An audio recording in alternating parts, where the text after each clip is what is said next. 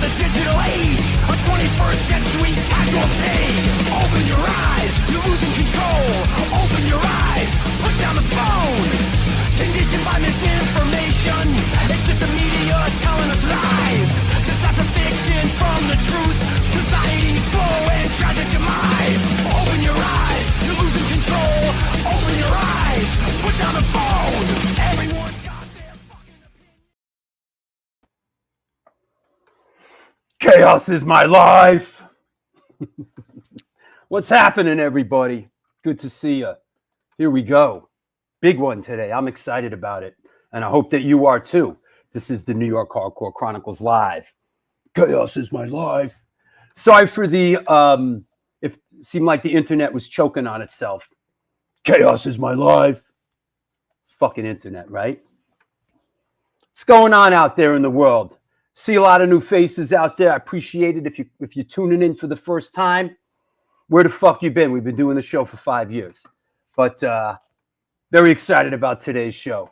And good to see everybody. Eddie Medina, what's happening? Spiky, everybody. What's happening in Italy? Fabrizio in Italy. Good. A lot of the usual suspects. Everybody checking in. So who else we got in there? What's up, Lori? All right. Waiting for years. Been waiting for years for this. Good. Finally, Drew. How many years you've been wanting to get Wattie on? Since the beginning. He's one of the guests that, honestly, since the very beginning. And, hey, Arnolfo, how are you, brother? Hope things are well in Texas and in Scotland. You know, speaking of chaos, and chaos is his life. Ladies and gentlemen, the hardcore Shutterbug. What's up there? Chaos is your life. Comac chaos. Fucking chaos in my mother's basement. What's going on, man? Not too much. Just enjoying 2 days of miserable rain here. Sheesh. But yeah, pretty psyched about this. This is one of the big ones for sure. Oh yeah, for sure. You know, this is definitely it's been on the wish list for a while. Yeah. But we get them eventually. They all make their way through here. Right. You know, we'll get you all. We'll get you. Yeah. You can run, but you can run. Just walk away. Leave the gas. You know. So yeah. I didn't get to make it to the bowl this year, but you did. So what do you got? How was it? I went to the Black and Blue Bowl last night, the night before. Of course, I didn't see anybody, being that I have the patience of a flea at this point. At this point, you know, 10 minutes any band is good for me, but within reason. But I saw a couple bands, and I shouldn't say that. I saw the whole set of Slapshot and Madball and Pain of Truth, and I saw some of Terror. But I did see Pain of Truth, which was a bit of a new experience for me. Long Island boys, right there. Yeah, but you know, I want to say something interesting, and I thought about this because I went to the show, and I brought this with me. Right, and if you know, this was my main camera for a couple years. I shot the whole Michael Alago film on it. I shot the New York Hardcore Chronicles film in it. I shot a lot with this camera, and I don't shoot very much anymore. I've been doing the show, and I've been doing the band, and I've been doing other stuff. Although I'm getting pulled into directing a lot of stuff now, which is interesting. I'm going to but I had a really interesting experience the first night at Slapshot, because when Werner Herzog, the German director, who's one of my heroes, I heard him talk about, basically the gist of it was, like, if you're shooting and you're looking at this, what is this, an LED screen, right? He says, he goes, that's bullshit. You put your eye into the eyepiece and you enter that world. And the other night at Slapshot, I put my eye into the eyepiece, and like I had like an epiphany. It was like, it just brought me back. It brought me back to shooting all that stuff for Biohazard and just all this other stuff. And I don't know if anybody out there can relate to it, but it just, if you're a camera person or whatever, but putting my eye in the eyepiece, I just, the whole world just became, my whole reality changed. And I started shooting Madball and I was like, man, I miss this. I miss doing this.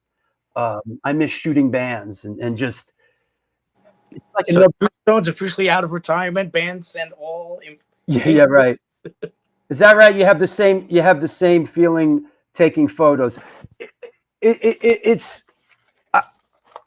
very different than just looking at the LED screen and wow. But you put your eye in the fucking eyepiece, and it's another world. Absolutely. Yeah.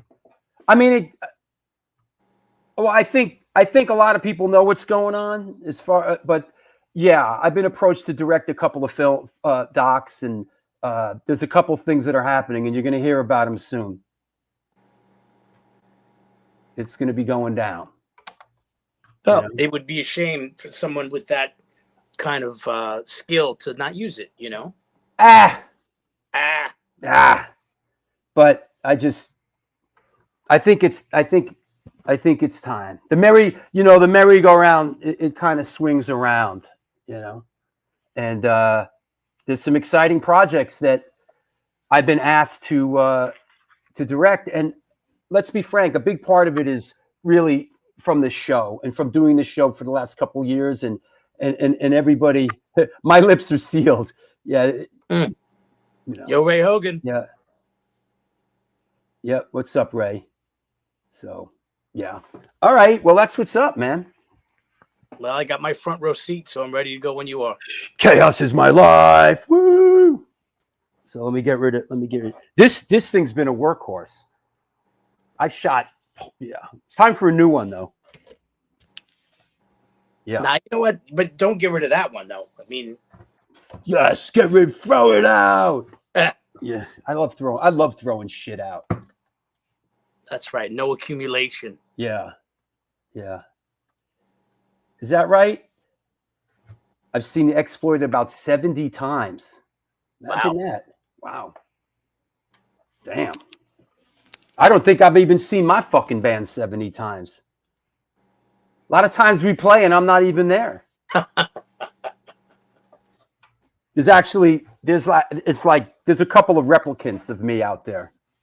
You're like Saddam Hussein with all the doubles. Yeah, there's like a bunch of me out there. In case someone wanted to take you out, you know? Yeah. I'm here now. This is the real me. But when you see ID, that's not really me. And when you see me at, in the airport, it's not me.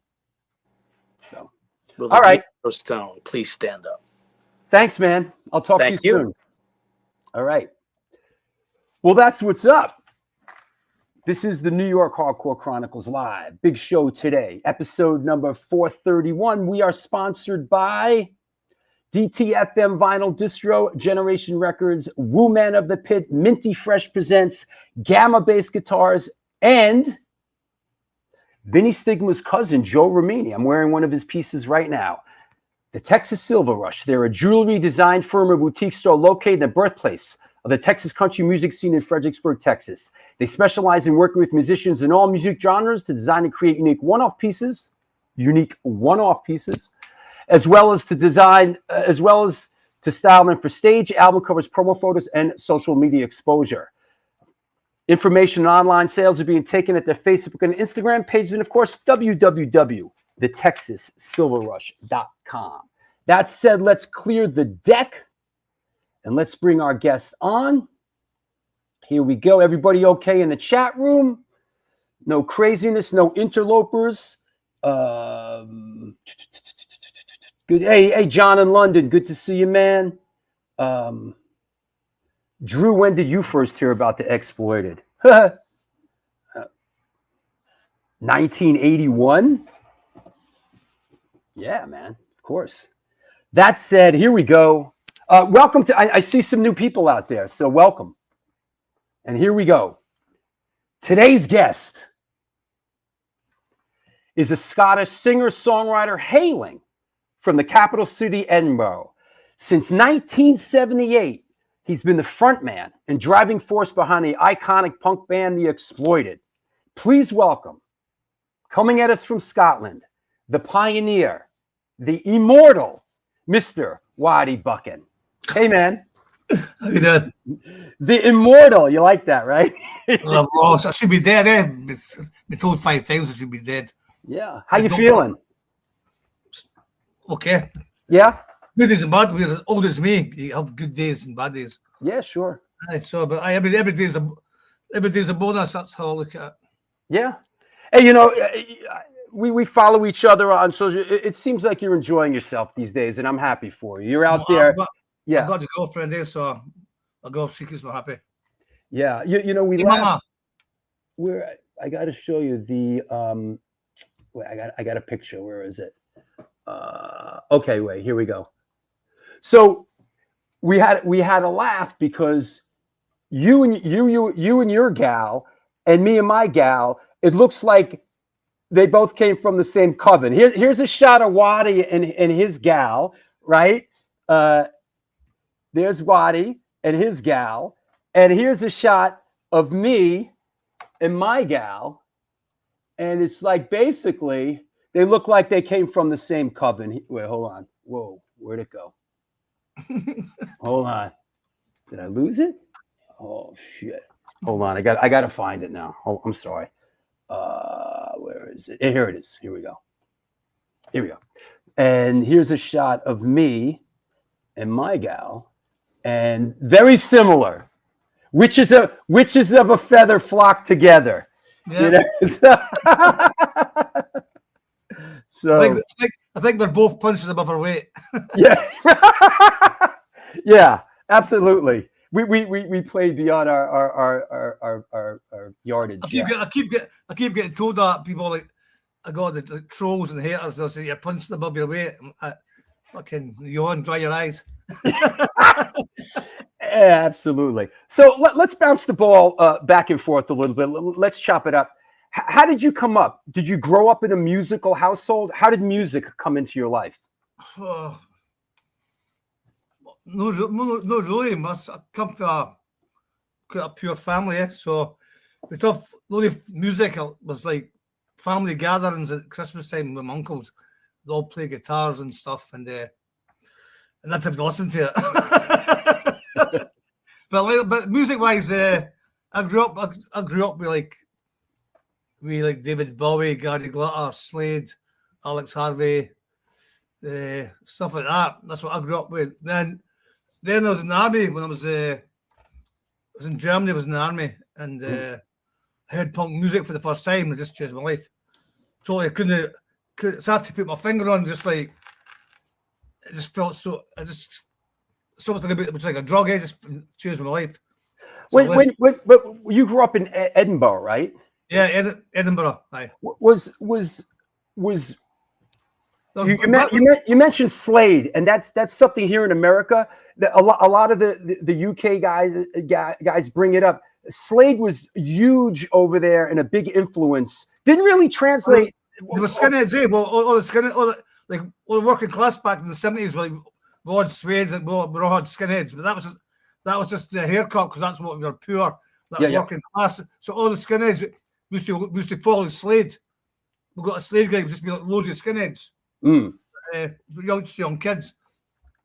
I'll tell you a funny story about him later. Go ahead. Well, years later, I was at the Music Awards, Krang Awards, and we're fucking big, massive music award thing we got invited to, and our PR girl from the record company's going, oh, go and get a photo with singing for Slade. I'm like, all right. So I went over to him. I went, all right. He's like, yeah. I went I went to see you when I was like 14, 15. I went, but I didn't go to see you. I was watching the support band Alex Harvey. I mean, can I get a picture? He goes, fuck off. I didn't want a picture anyway. Fuck you. Fucking, Growing up in Edinburgh before you joined the army, just was it like a pub scene? Is that where the music was? Like, where did you as a young person, like where did you go as a young person to see music?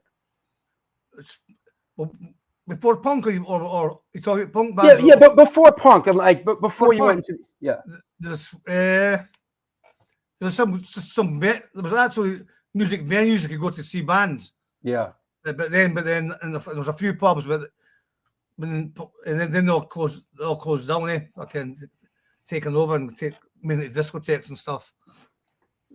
But like when I grew up, it was the train spotting days. I lived in a place called Grantham, and it was just like, so it was just violent. It's violence there. It was like drug dealers and people break into houses and fucking people get, if you're for a certain area, they chase you out the area.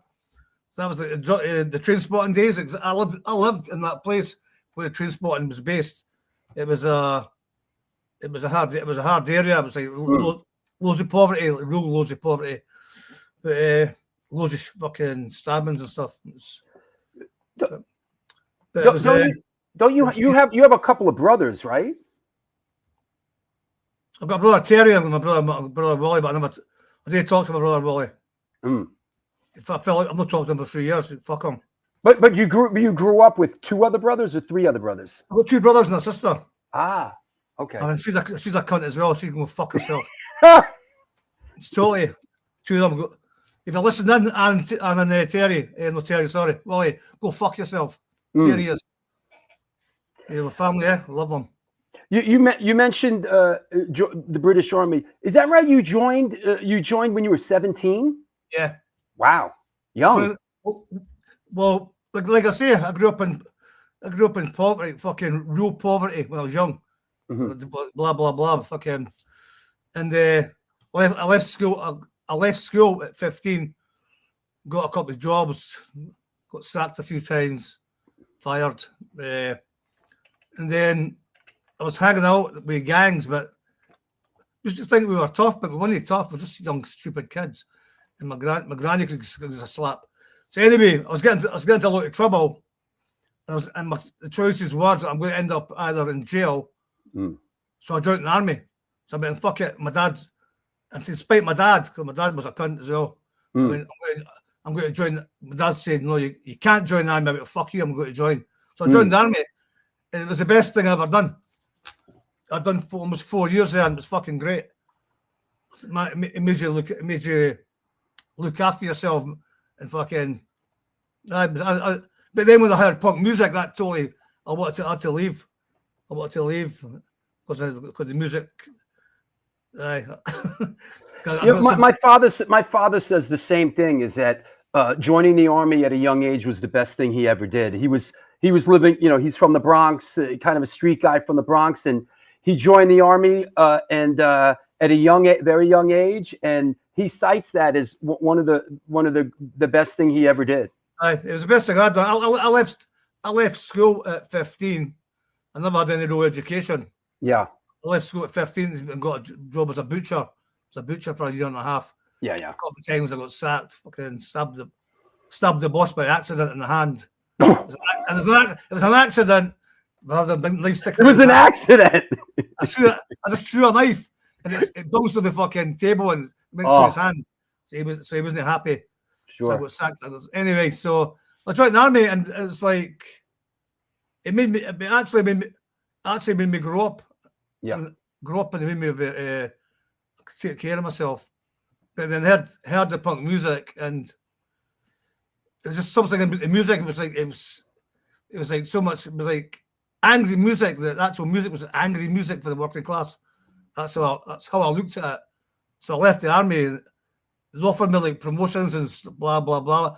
Offered me like promotions and stuff to stay. I said, "Nah, I'm leaving. Fucking, I'm staying. I've done enough." Do you keep in touch, or have you kept in touch through the years with anybody that you served with? I actually met someone a few weeks back at the football at the Hearts. And he goes, "Remember me?" I went, "No, who the fuck are you?" That was in the army with you. I can't. I can't remember. I've met one or two in the past. Yeah.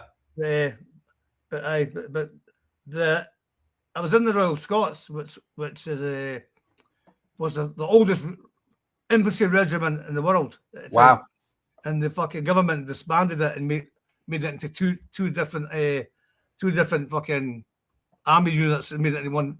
Changed the name and total shit. But it's not for everyone. Like it's not for everyone. I had a lot of good times. If you're good at sports, you're laughing. I got medals for boxing. Like I used to run 12 miles a day. Fucking battalion champion, cross country, blah blah blah. But now the only thing that runs is my nose. Yeah, but well, great times. Army was good times.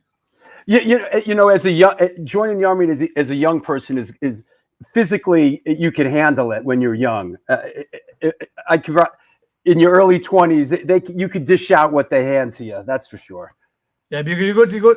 I've seen loads of people like mental breakdowns and stuff. Like especially in certain situations, like when you're on the field or in battle or something. I've seen like a lot of people crack up and no handle the strain or the pressure. Somebody's shooting at you. It's a bit different. But anyway. Before we move on, but do you think sort of that stint in the army you carried it with you into your adulthood maybe with your discipline? Because you have an incredible work ethic. Do you think that helped to sort of sort you out a little bit going into adulthood as far as a work ethic goes? It made me more independent. I didn't depend on anyone, and I've never had in my life. I've never really had anyone. I'm not doing like real family that's ever helped me doing anything. I do everything by myself. But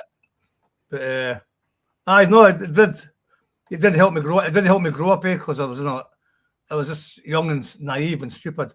When I joined the army, I was just like, oh, you too? Yeah. Definitely stupid. Definitely. But I came out and I was even more stupid. You know, LaRoche, and then we'll kind of tie this in. LaRoche asks, what was the first punk band Wattie saw? The first punk band was a band called the Vibrators. Oh wow! I went to see them at a place called Tiffany's in Edinburgh, and it was a bit of a shock.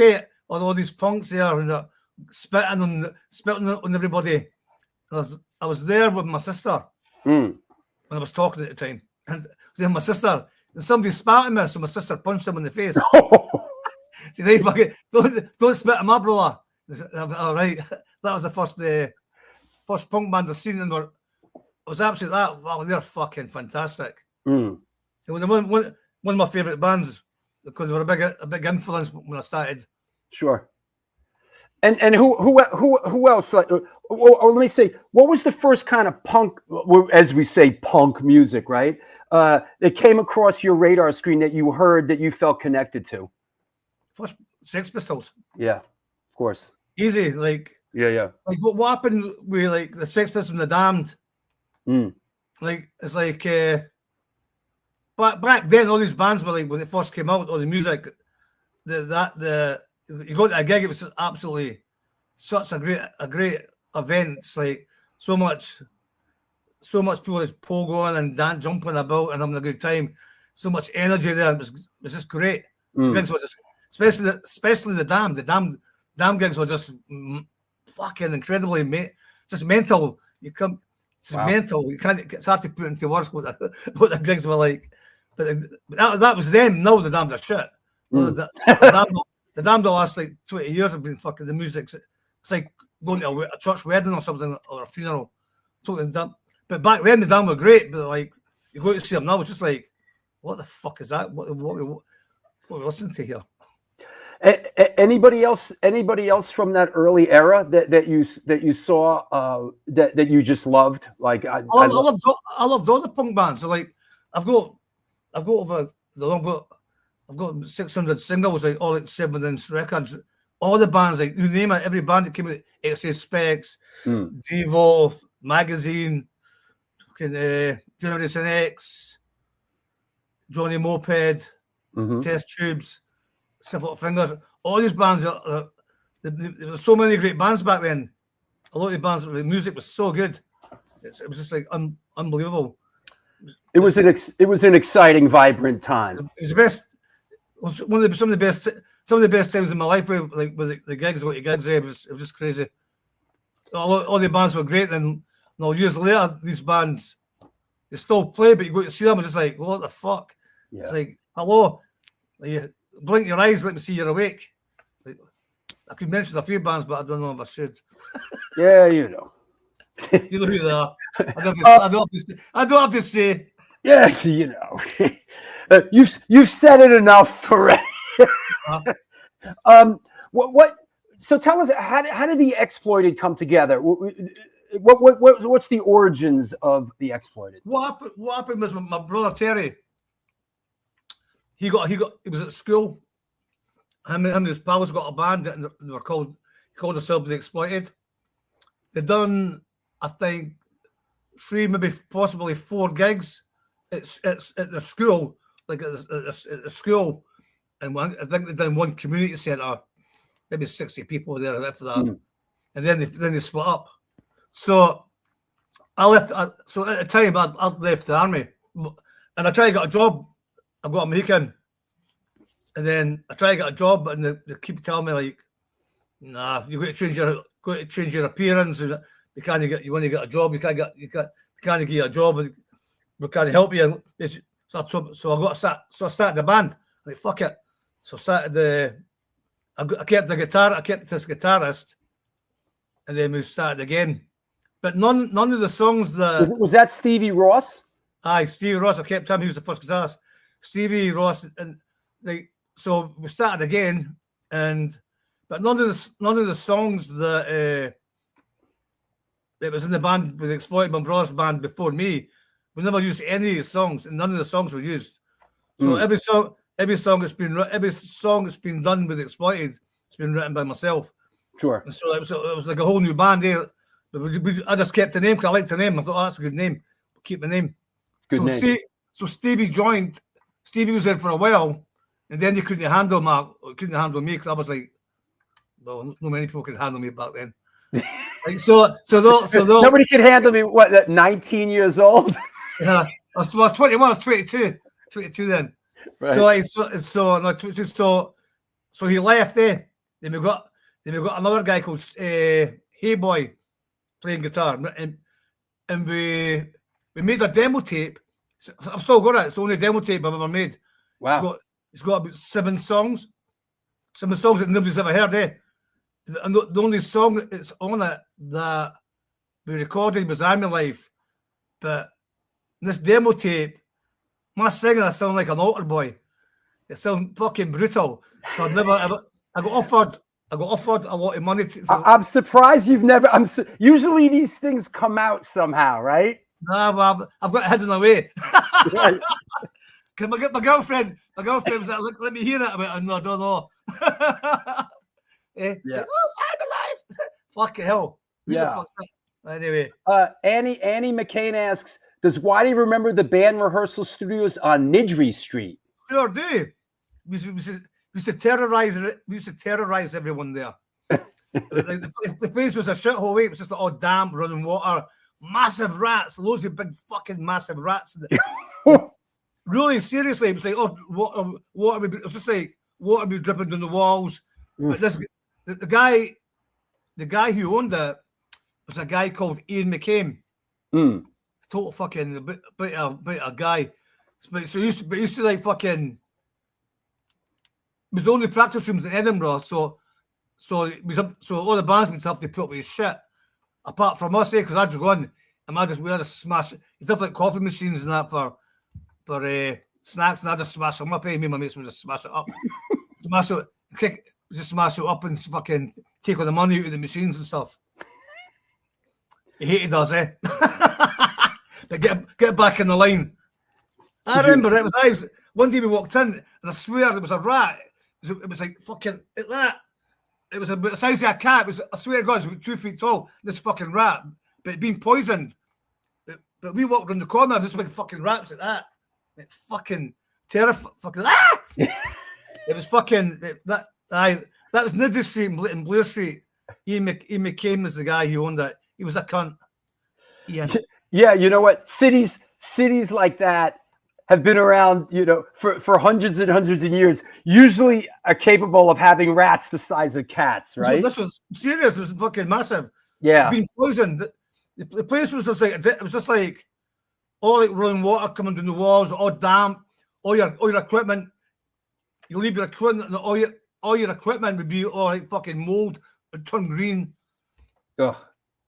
I live in Manhattan, and I go out at night for a little walk, some exercise into the park here, and sometimes I see fucking rats. They're like the size of fucking cats. I'm like, holy shit! Is that a raccoon? Because they have raccoons. They have raccoons. They have raccoons in the park too here. But I'm like, no, it's a fucking rat. Like, holy shit! Yeah. Hey, tell us. Everything's bigger in America. Yeah. Right. Yeah. Exactly. Yeah.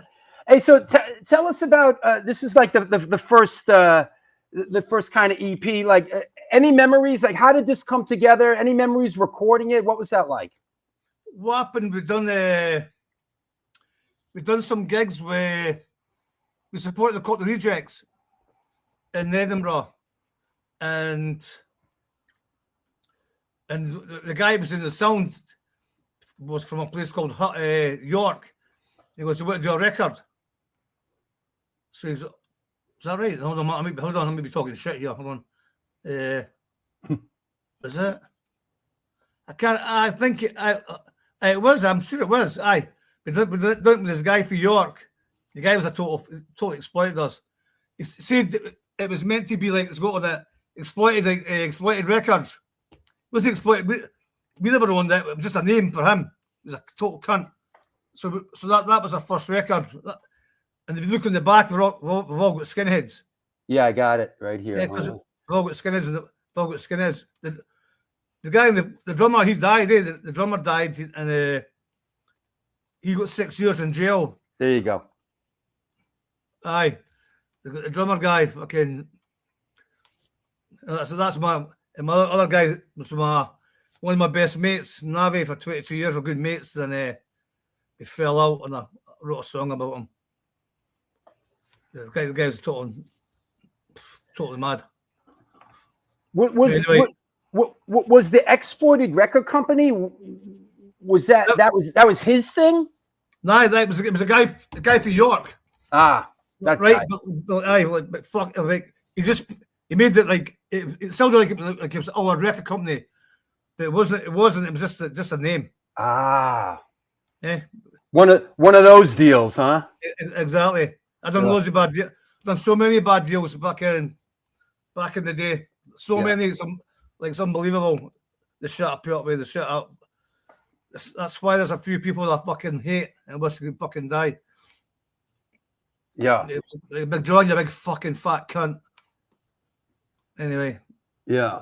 There's a few cunts I hate. Yeah, so I guess a couple of things had Exploited Record Company on it, right?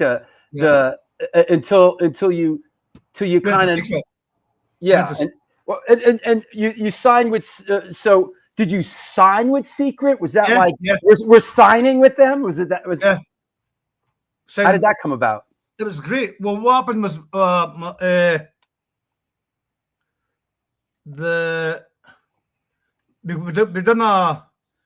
got what was it, single of the week in a magazine called Sounds. Yeah, of course. It was a big magazine. So was that Gary? Was that Gary Bushell? Gary Bushell, aye. Yeah. He's another cunt. So a few. So anyway, don't get me wrong. He done a lot for us at the time. He did a lot for the punk scene massively. But this is a different. But he's a two-faced cunt. Anyway, so he gave us single of the week, and we got in the sounds and I'm single the week of that. So Martin, the guy Martin, signed us for Secret Records, and then they made a couple of albums with him.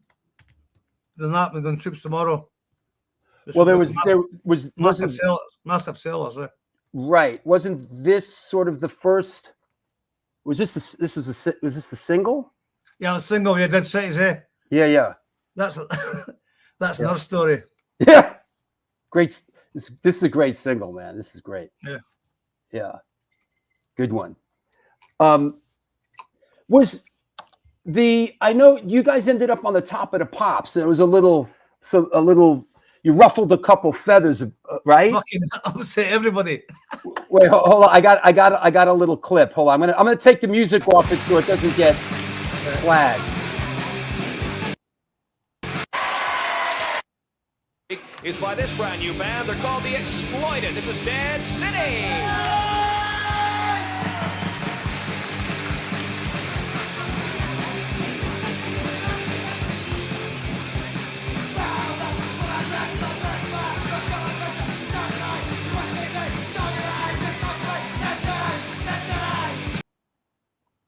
Sorry about that. The internet's acting weird, but why was that so? Why did so many people get upset about that? Well, what it was, Top of the Pops was like the biggest major TV program. Everybody watched it every week. Right. Everybody, always the viewers. So we always complained we never see punk bands on it. We're always going to fucking never see the punk bands. Like UK Subs were on it, Stranglers were on it. I think that and Noble League almost got on it. So we were that well, and we got asked, we got told, do you want to go on Top of the Pops? And I thought, I would do, but then I thought, I want to do it because, like, it'll show people punk's not dead and there's still punk's still here. Then I thought, if I do go on it, every cunt's going to say, oh, you're sold out because you went on a fucking TV program. So at the end of the day, I went, fuck it, we're going to do it. So we done it. It went straight into the charts at number 31. We done Top of the Pops, and next week it went right back out. don't think it sold anything after that. So every cunt was. In fact, when we done it, we had over 600 people complained to the BBC, saying who the fuck's this band? Why are they on it? Why are you letting these people on frightening our kids? Because like back then, like we were quite outrageous, and so that was in San Diego. That's a little bit later, but I thought I'd do a visual. Yeah.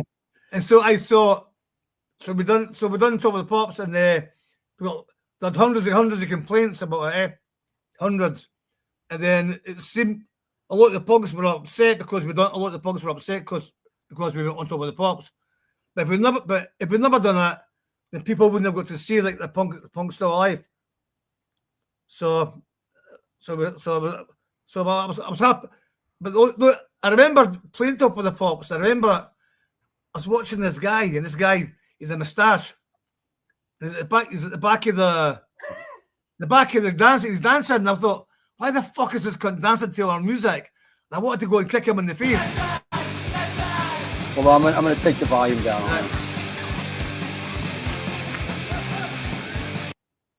All right. A little visual to go with it. Right. So I see this guy with a moustache dancing. I thought, why the fuck is this cunt dancing to my music? I wanted to go and kick him in the face, but I'm like, calm down. You can't do that. But that was an experience. It was okay. It was but the only thing with that, you had to mime. It's all like fucking. It's not live. Yeah. I thought that part I hated. I actually I fucking totally hated that. I used to go, they're miming, and I'm on stage and I'm fucking miming. Yeah.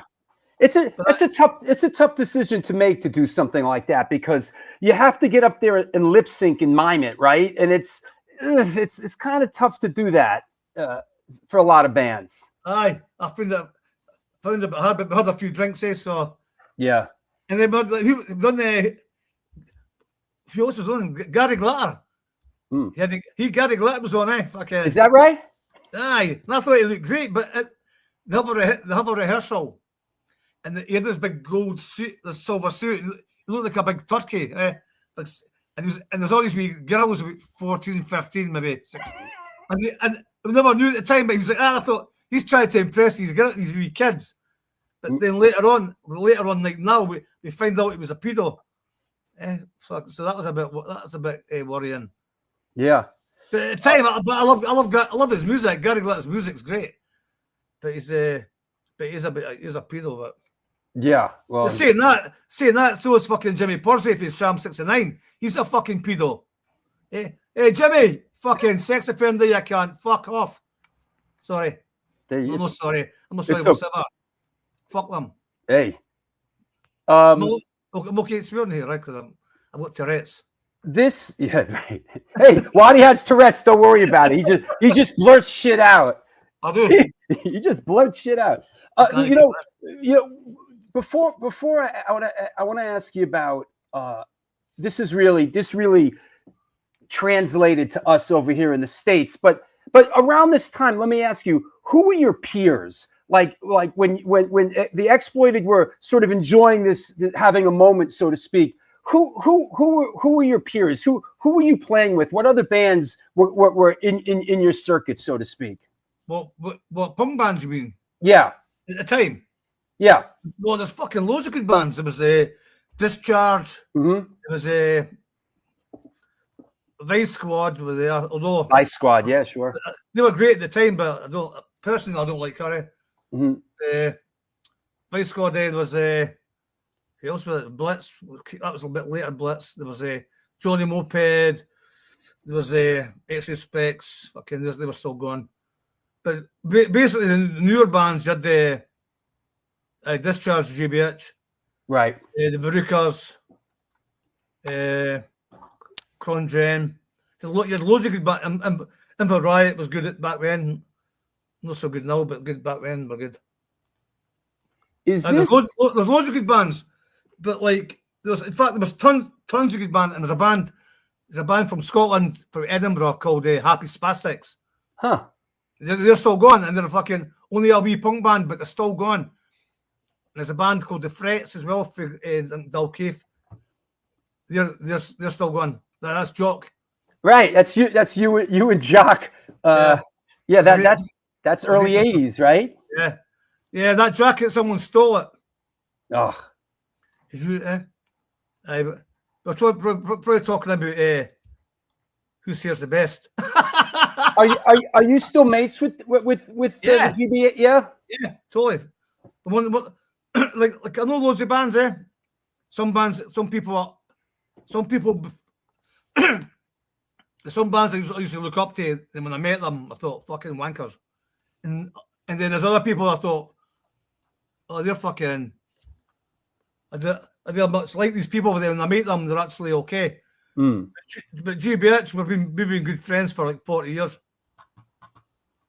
I've got. How about this one?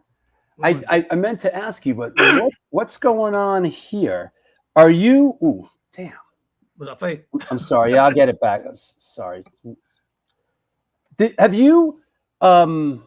Here. This one I have under the. Here we go. This is an interesting one. I have this one titled Wattie playing bass.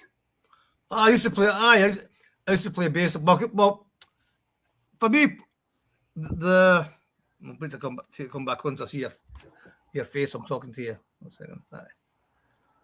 Aye. So for me, like what punk is for me, right? What punk meant to me and still does mean is like anyone can do it. You don't have to be like the best.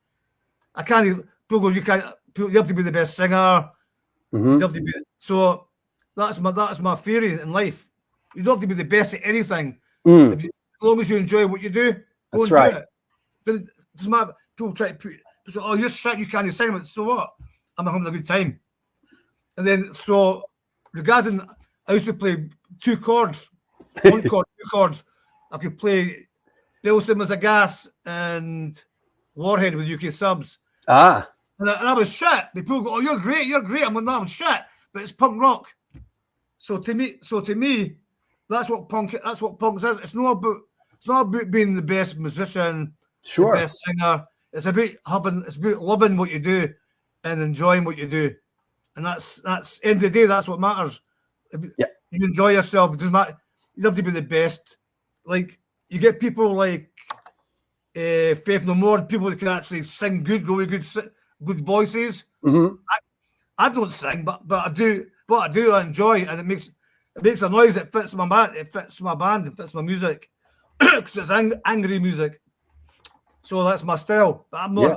I've never ever said that I can sing.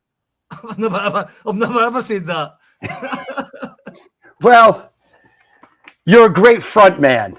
Thank you. Look at that. Yeah. Any perspective on this? Like I said, this was a record that really resonated here in the States with us. Any recollection recording this, or Yeah. you know, I know this. Didn't this kind of go? Didn't this hit like the independent charts heavy, like number one? Like, didn't this really chart well over there? I've got a disc for it. It was an independent album of the year. Wow. And I've got a disc for it. I've never got the money for it, but I've got a disc. So I got a nice thing on my wall, right? Have I? In fact, I've got one that's in the word if you can see it. Yeah. I don't know if you can see it on the cameras up there. It's Oh wow! Look at that. You can Wow. see it but like,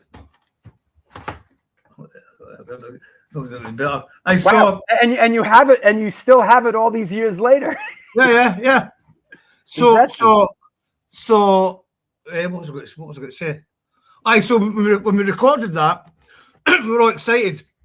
Oh yeah, we're going to record an album. So it took us 3 days to record it. Right. It cost £600. So £600 it cost, 3 days to record, and you can hear all the mistakes, loads of mistakes, because we're just young guys. Yeah. We're just like excited to make a record, and there's loads. You can hear loads of errors, but that's punk rock. So we done that album, and like I say, it sold like fucking. I don't know. It still sells. It still sells a day. Mm-hmm. It sold like fucking hundreds of thousands of copies. And it only cost $600. And we recorded it in 3 days. It's unbelievable. But it was a statement. I mean, because for us, like back when we started as a punk band, everyone said, the music press, everyone said the punk was dead. TV, punk's dead. It's new romantics now, Spandau Ballet. That's a new fashion. Punk was just a fashion. It may have been the fashion when it first started, like the clothes wise, but punk music is fucking gave us the working class. It was an angry music. It gave us a voice. It gave us a voice so when I started singing or songs about all the anger that was on the streets, I was representing all my friends who were fucking on the dole, who had no money, who had no job. I was representing them, and it gave us a voice. So that's how I looked at it. And there was loads of it. And so even though everyone was punk's dead, well, no, it's fucking no. And so when I started Exploited, for 2 years, no one would give us gigs. No one would touch us. Well, because we were too extreme, we were too violent, we were too much violence at the gigs. Every gig was a fucking fight night. Yeah. And then you try to go to a club, you couldn't get in because of where you look, so they pick on you, so you start fighting. And so for 2 years, at least 2 years, I used to hire we'd hire coaches. They would drive to hotels, hire the hotels, and then we'd have put a gig on, and then that trashed. Then we'd have to leave, and then don't get invited back. So for 2 years that happened, and until we built up a big following. What about 600 people's local following for no record? And then the promoters couldn't ignore us, so they started giving us gigs. And we got gigs with it. Then we done a gig with the Rejects. That got us noticed. Then we got a record deal. Wasn't much a record deal, but we got a record deal. Yeah. But that's so. But it was hard first 2 years because Punk's dead. It's fucking fuck you. Punk's dead. Look, you're a clown. Look at you're a clown. Look at the way you dress. You're a fucking muppet. Fucking every night we used to get that over people in the street. So what to put up with that and say that, stand up for yourself and fucking. That's what happened. Yeah.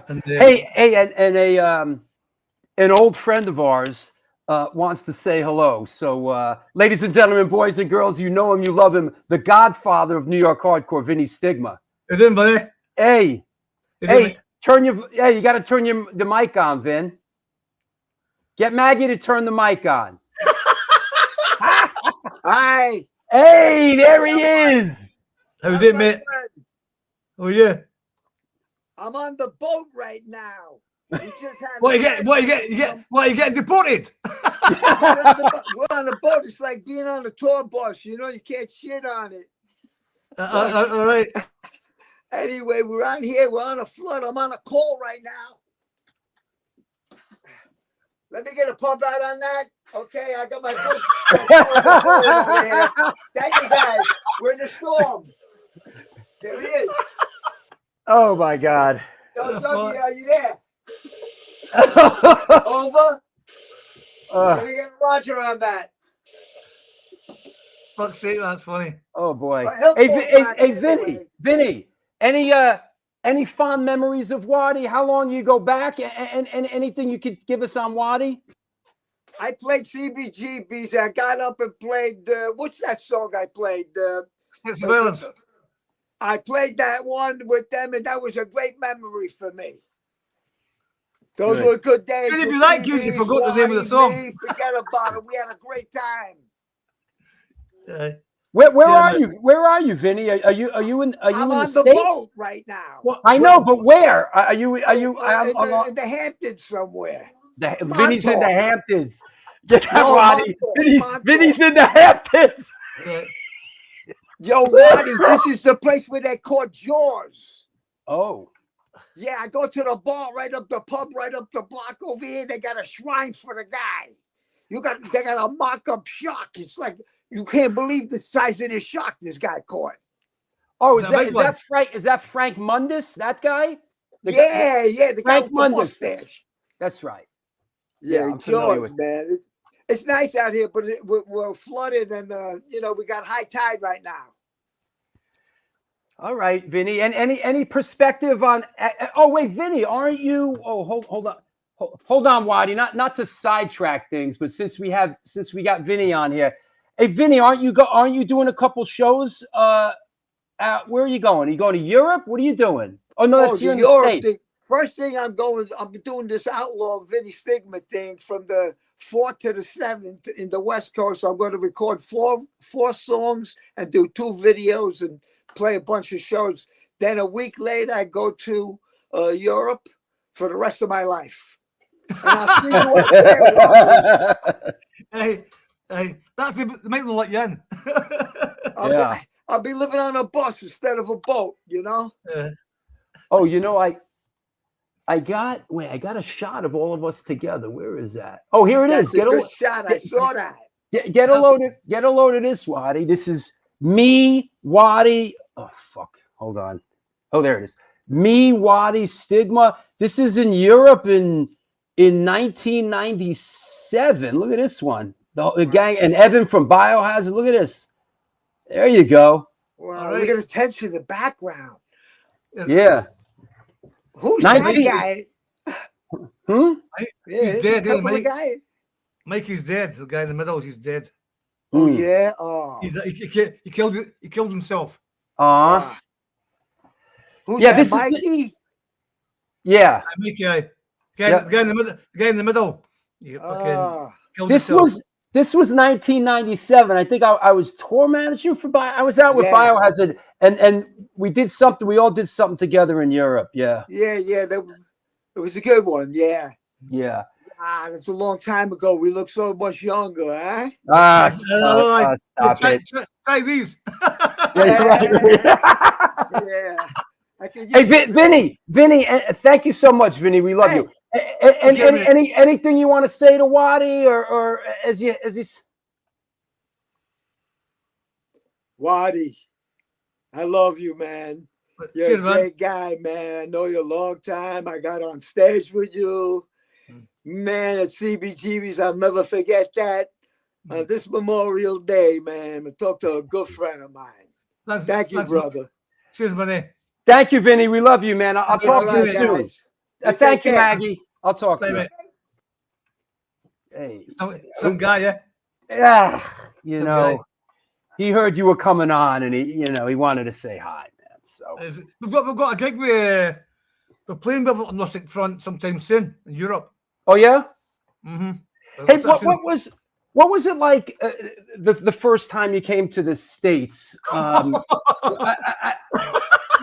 that I have a That was shot. experience. Yeah, I have a shot. Dina Douglas sent this one to me from California. I think something community center.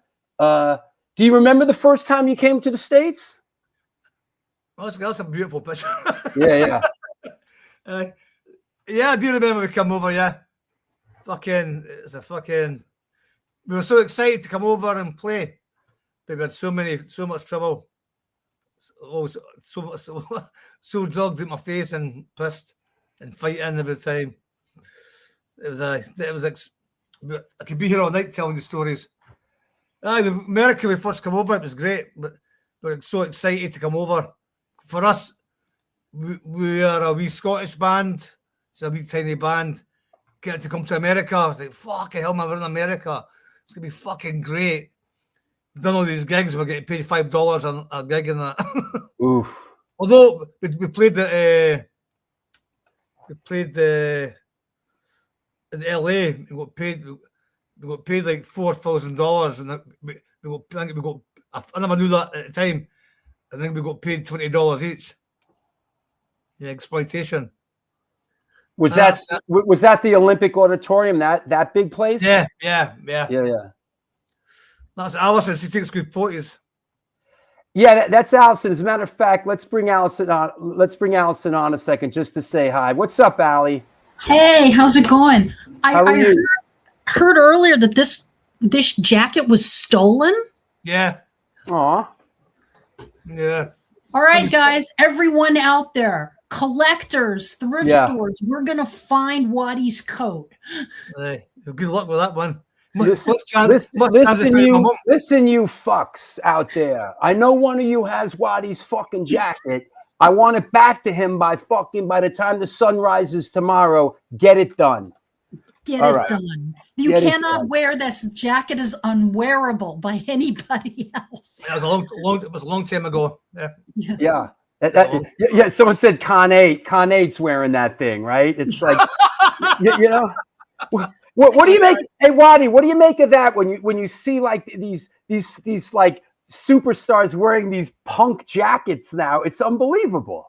It's just like they don't even know who the bands are, right? It's like when I see people come up, even not just like big stars, but people come up and say, I like your band. I mean, what record have you heard? I don't know. What does the record cover like? I don't know. All these people. I'll tell you a funny story. Years ago, we played in back then I was a lot of Crystal Meth and stuff, and so I didn't realize this at the time. I got told this only recently that the guy was in what's his name? Guy was in the Matrix. Name? He was in fucking. He's in the Matrix? Aye, who's the guy? The main guy. Is it Keanu Reeves? Keanu Reeves. That's the guy. So he came to the gig, he had some Exploited albums, and he asked if I can sign them, but I was like, fuck off. Oh my God. I didn't know. I didn't know who he was. That photo. I never said fuck off. I never said fuck off to him. I just said to whoever asked me, no, I'm going to go for a drink and that. So it was 2 years later that somebody told me that Keanu Reeves came to the gig to get his albums signed that he never signed them from. I mean, sorry! Sorry, mate. Be nice to everybody, Wattie. Right. I'll tell you, that's another one that we You had. got the other shot. I sent you, Drew, of like the before and after. Oh yeah. Yeah, that's the funny one. That's what I got dragged into the crowd, eh? Your photos are fantastic, eh? Photos are really good.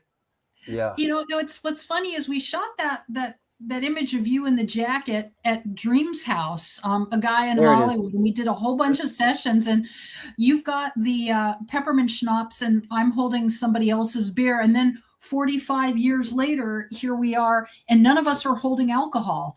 I know. People have commented, they're like, where's the peppermint schnapps and where's the beer? And you commented that you were dry, and I stopped drinking, eh? Me and my girlfriend stopped drinking. Yeah. But we're better for it. Bob Riley, our good friend up in Troy, New York, says, at Holidays in the Sun, Wattie got hit in the balls by a bottle. Later on at the hotel, Wattie spotted the guy, ran across the room in the hotel and tackled the guy and was kicking the shit out of him. And me and Mickey Fitz had to pull Wattie off the guy. No, what actually happened was, so Louis Skinheads here from Chicago, Mm-hmm. and they were on the 5th floor of the hotel. So they were stopping the lift and the elevator, you call it, on the 5th floor, and any punks that were there, all the skinheads were kicking fuck at the punks. So later that day, we were coming back for the gig, and all these skinheads go, what, you suck, fucking blah blah blah. But come on then, fucking come on, fucking. He's got, you suck. So I went running and started fucking smashing this guy. It's just was like fighting this, fucking battering this guy. That's what happened then, wasn't it? And then the police came, the cops come and we got told to fuck off. But that's what happened with that Holidays in the Sun. All the skinheads were like crying because we played the Fuck USA. Right. This the is song, my the song, favorite the song's shot. no. There's that jacket again, huh? Yeah. Yeah. It was And the schnapps. What is that? Peppermint schnapps? Yeah, Schnapps. 100 proof. I Oh. was just like, well, I was young and drunk. Oh. I used to drink that every night before I went on stage. Oh. It was, I know it's better with lemonade. It's like when we were kids, we used to drink blackberry brandy. Oh. Well, you're young. You just drink anything. Yeah. Well, you do if you're Scottish.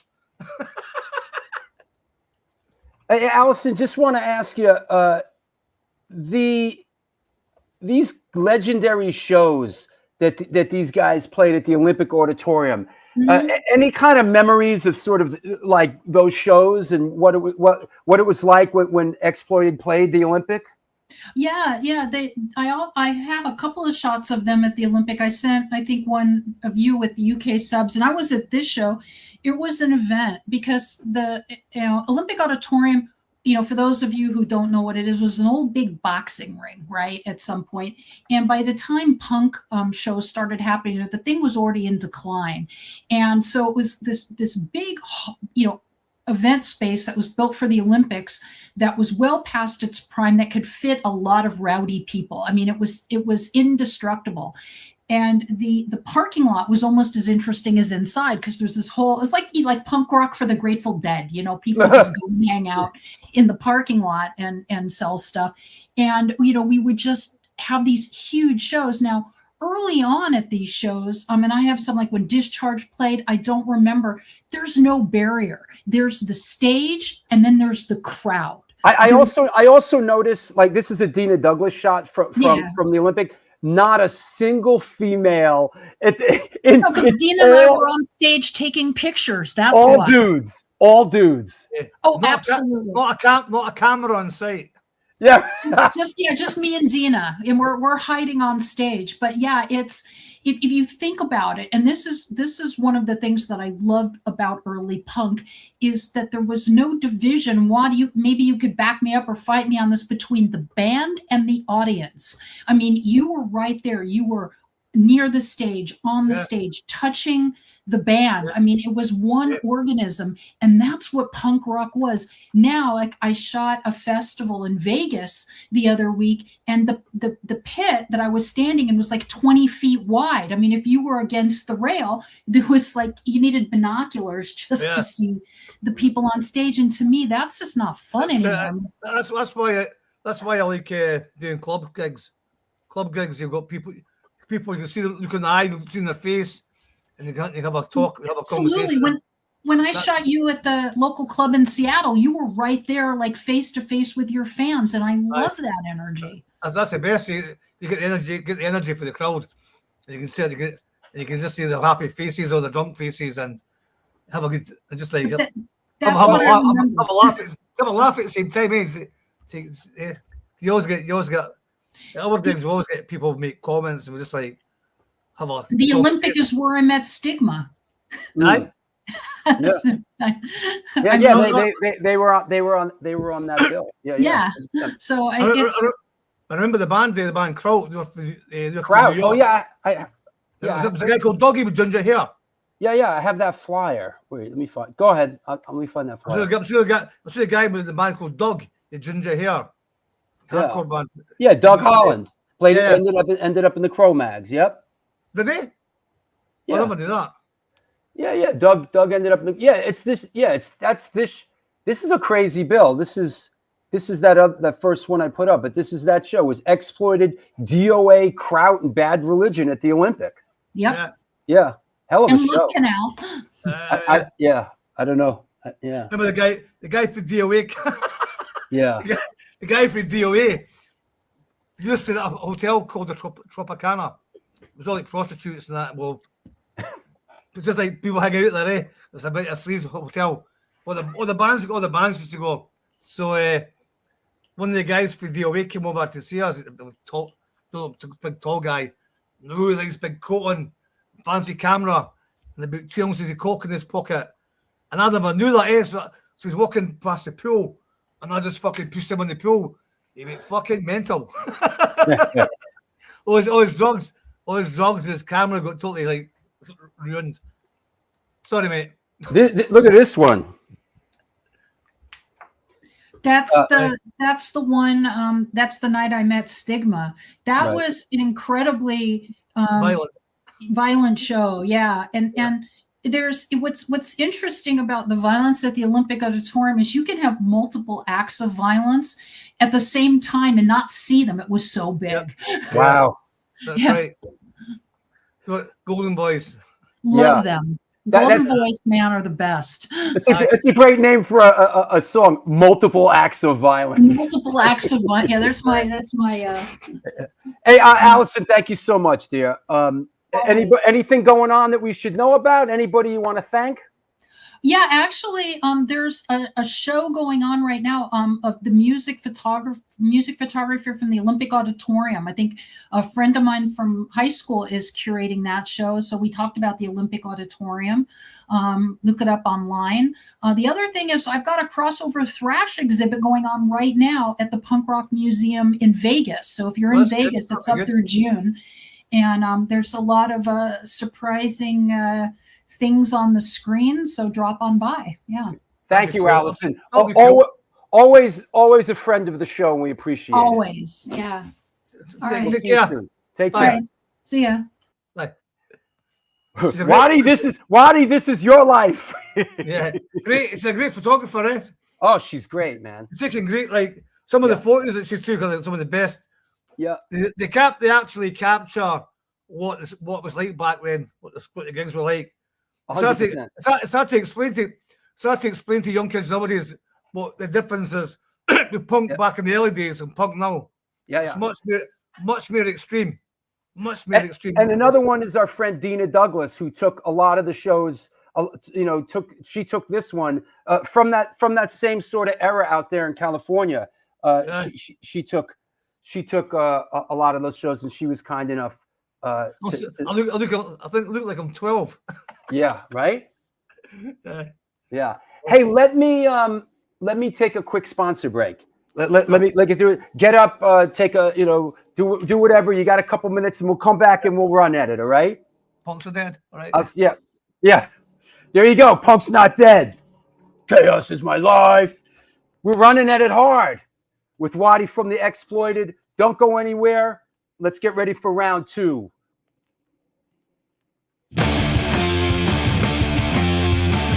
Since 1992, Generation Records has been a mainstay of the New York metropolitan area music scene.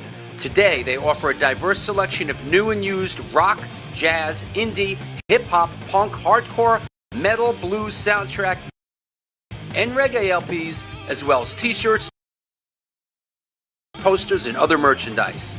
They buy used record collections and music memorabilia and will pay you top dollar for them. House calls made for large collections in the tri-state area.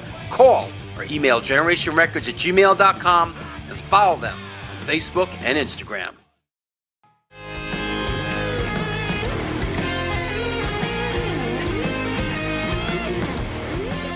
Will that be cash or in debt? Do you mean debit? Yes.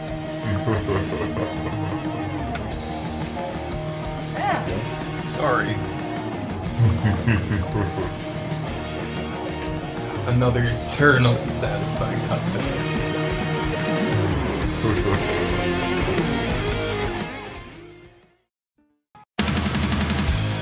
Yo, what's happening? I'm out here at one of our all-ages Sunday matinees on the Bowery.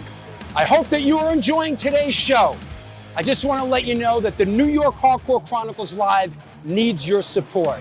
Please step up. There is a Patreon page that has a lot of unique program. Shows are announced there first. Lots of good stuff. There's a PayPal address right there on the screen if you want to make a contribution. There's also a super chat function. You could do that, but the bottom line is this show exists because of your support. We're going to be doing it for a long, long time.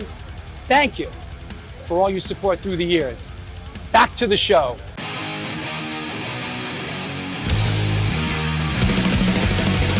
Conditioned by indoctrination, conditioned by society. You're a victim of the digital age, a 21st century casualty. Open your eyes, you're losing control. Open your eyes, put down the phone. Conditioned by misinformation, it's just the media telling us lies. Decide the fiction from the truth. Society's slow and tragic demise. Open your eyes, you're losing control. Open your eyes, put down the phone. Everyone's got.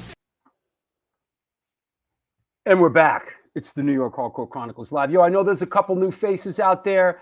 Listen, please, your support's needed. There's the QR code. Join Patreon. Don't be a Hatreon. Join Patreon. Support this show. That's how we've been around for 5 years. People support the show. People love the show. The show loves you, et cetera, et cetera. Let's talk about some upcoming shows. 1 week from today, Jesse Mallon is on the show talking about his new book, which I have to read, right? Read. I can read this. I read these things in 10 minutes now. I've gotten that good. Jesse Mallon's on a week from today talking about his new book, Almost Grown. A week after that, it's a new music show with Creature from Rebelmatic and Scott Earth from Silence Equals Death. Fred from formerly of Bad Trip, currently of Slow Roll, with special guest Chris Enriquez on Wednesday, June 17th. Yo, Kira, formerly of Black Flag, has a new solo album, Enigma, out. She will be on Sunday, June 21st. My birthday, June 28th, photographer Jeff Ladd. Pat Flynn from Have Heart, Wednesday, July 8th.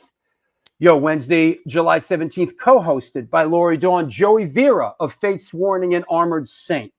Bob Burt, co-hosted by Joel Gostin, Wednesday, July 22nd. Speaking of the Dwarves, Black Dahlia, Sunday, July 26th. Just saw him play the other night, of course, at the Bowl. Ty from Slapshot will be on Sunday, August 2nd. Jason Goldberg of Bad Luck 13. Come on, let's spill some blood here. Wednesday, October 5th. And Mila from the Descendants on Sunday, August 16th. So lots and lots going on. Please support the show. Show needs your support. That's how we are able to do it. There is a PayPal address right there. Make a contribution. Also, there is a super chat function. We're going to take some questions from around the world in a little bit for our guest, Wattie. You could do a super chat. Comes through in color. Ask a question. I can't miss it. I want to shout out our latest patron, Stefan Pignolosa. Senor Pignolosa, thank you for supporting the show. But please, if you watch the show, if you love the show, please support the show, whatever that means to you, so we can continue doing what we're doing. That said, let's clear the deck and let's bring our guest back on, Wattie from The Exploited. Hey, man. Hello. Hello. Hello, mate. All right. Hello. Let's see. As we chop it up a little bit. I want to ask, hey, has New York been a special place for you? I mean, and I'm looking for the I think. Well, I remember this show. I was at this show. Wait, hold on. Let me find it. It was the what's it called? At the fucking Ukrainian Center. I'm looking for that. Ukrainian Center. When was that? Hold on. It was in 80. Where the fuck is it? Yeah, right here. Wait, there's that. Oh, here it is. I got it. This show I was at. This was, I believe. Unless this one here. It was right off St. Mark's. Ukrainian Hall on Second Avenue in New York. Second Avenue. Don't remember that one? No, was I there? Yeah, right. I can't. No, when was that? That was 83. Oh God, no, I can't remember. That's a long time ago. Yeah, and here's a shot from it. Ukrainian Hall. What do you remember the first time you played New York? We played the Gildersleeves? I played the Gildersleeves, I played the yeah. There you go. That's from that show, yeah. I've seen pictures after that, so I'm totally unconscious, drunk. Yeah, I mean that must happen, right? Totally. Yeah. There used to be a club called Danceteria in New York. Oh yeah, of course. Yeah, had a few experiences there as well. Yeah. I used to hang out there. We played there. Yeah. See the Ramones there. Met Ramones there. Met Bad Brains there. Yep. If I could fell down the stairs, got carried out unconscious. Yeah. I'm just looking. I know there was a Ritz show. I'm looking for the Ritz. The Ritz, right? Oh, right. So I can tell you a few stories about the Ritz.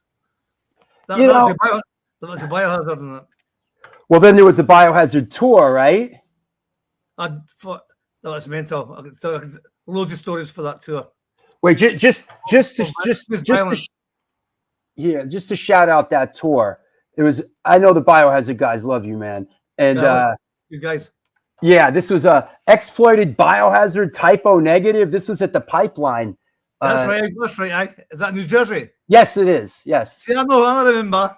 Yeah. There's a couple of them. I remember fighting there as well. We've done we've done 2 shows there. I think. Yeah. Wednesday. Yeah. Typo Negative on that tour. Well, back then it was all like punks and skinheads come to the gigs. Yeah. All the skinheads they would just say to attack us, obviously. But like so Typo Negative, good guys. The keyboard player, his name was Kenny. Kenny was the guitar player. The keyboard player was Josh. Oh, sorry, the keyboard Kenny. He actually saved our life. We were driving. Wow. We were driving at night to our gig, and the driver fell asleep. It wasn't for him. We drove over this cliff. Wow. So he actually saved our life. Typo Negative. What happened with it? Like the music was a bit obviously different from what us in Biohazard, because your music's more Sure. extreme, fucking aggressive. So most every night, all the skinheads were throwing bottles and cans at them and whatever, throwing drinks at them. So, but after a quarter of the tour, they decided to fuck off. They said, "I had enough of this shit. I'm not putting up with this punk crap." So they left the tour. They left the tour because it wasn't much. Because the punks, like all the skinheads, but the punks just got long hair cunts back at the show, chucking stuff with them. But I mean, there was a lot of that with exploited gigs.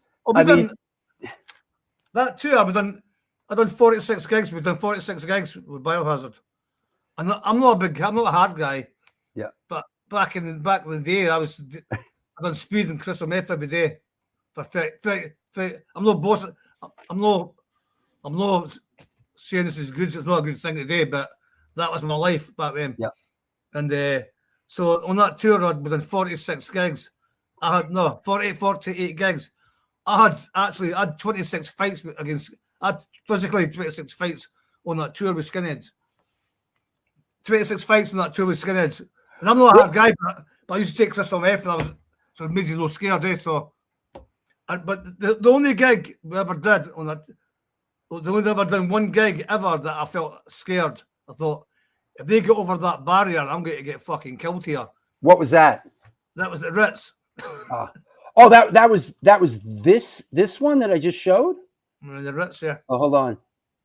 This one. The Ritz? Yeah. That one, UK subs exploited USKS Cro-Mags. Ooh. Yeah. I remember this was the first time I seen the Cro-Mags. And I remember the PA was really big.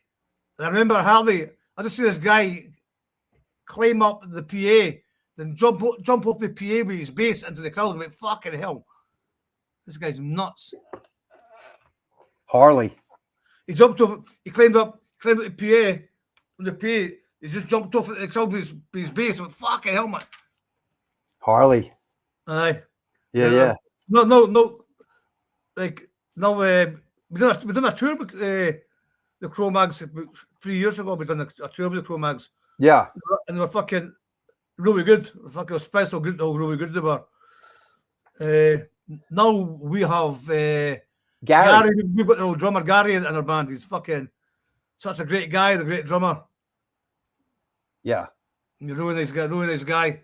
And you also got my buddy Beans in the band. Is back in the band, right? It was him. Actually got. He kept pestering me going, "You've got to come and do this podcast for Drew." I did the interviews of that. You can't do that. But you've got to come and do it. So for 2 years, he's been telling me every time I see him, right? You've got to go and do it. Okay, then. I saw Robbie's been in the band. Out the band since I think he was in the band when he was 19. Wow. And then what happened was we were looking for a guitar player. Then I got an email for his dad saying, I know someone who could be good for your band. And I thought from his dad. Aye. So I thought his dad was what applied to be the guitarist. So I know someone who could be good for your band. And I was expecting him to say, yeah, me. And he goes, no, my son. Wow. He goes, I mean, what? You got your son, you got your dad. So you've got somebody's dad saying, oh, my son would be good for your band. So I thought, okay, then this is going to be a joke. So he come to the gig, and he come to this practice, and he's been in the band I think 3 times. He's been in the band, left, to do his films, movies, and come back in. It's a great guy, really good guy. Yeah, I've got a lot of time. I've got a lot of time for the guy, for Robbie. That's actually how I met him, is through the movies. Because the films I've done, we connected, and then that's sort of that led. Oh, you played in the Exploited. Oh, I was in Antidote, and then it kind of went backwards. Yeah, it's a good guy. Yeah. Let me ask you about the band thing. I mean, through the years, you've had a couple guitarists, 5 drummers, 7 bass players, and I guess at this point, really, if somebody can't do it, you just get somebody else, right? In the past, what happened was, I was just too much. I was on speed every day. Yeah. Like I say, so every day I was on drugs. So I thought I was a normal person, but obviously I'm no normal person. I was totally demented. And so we were doing gigs. I expect the band to the 100%, the best on stage.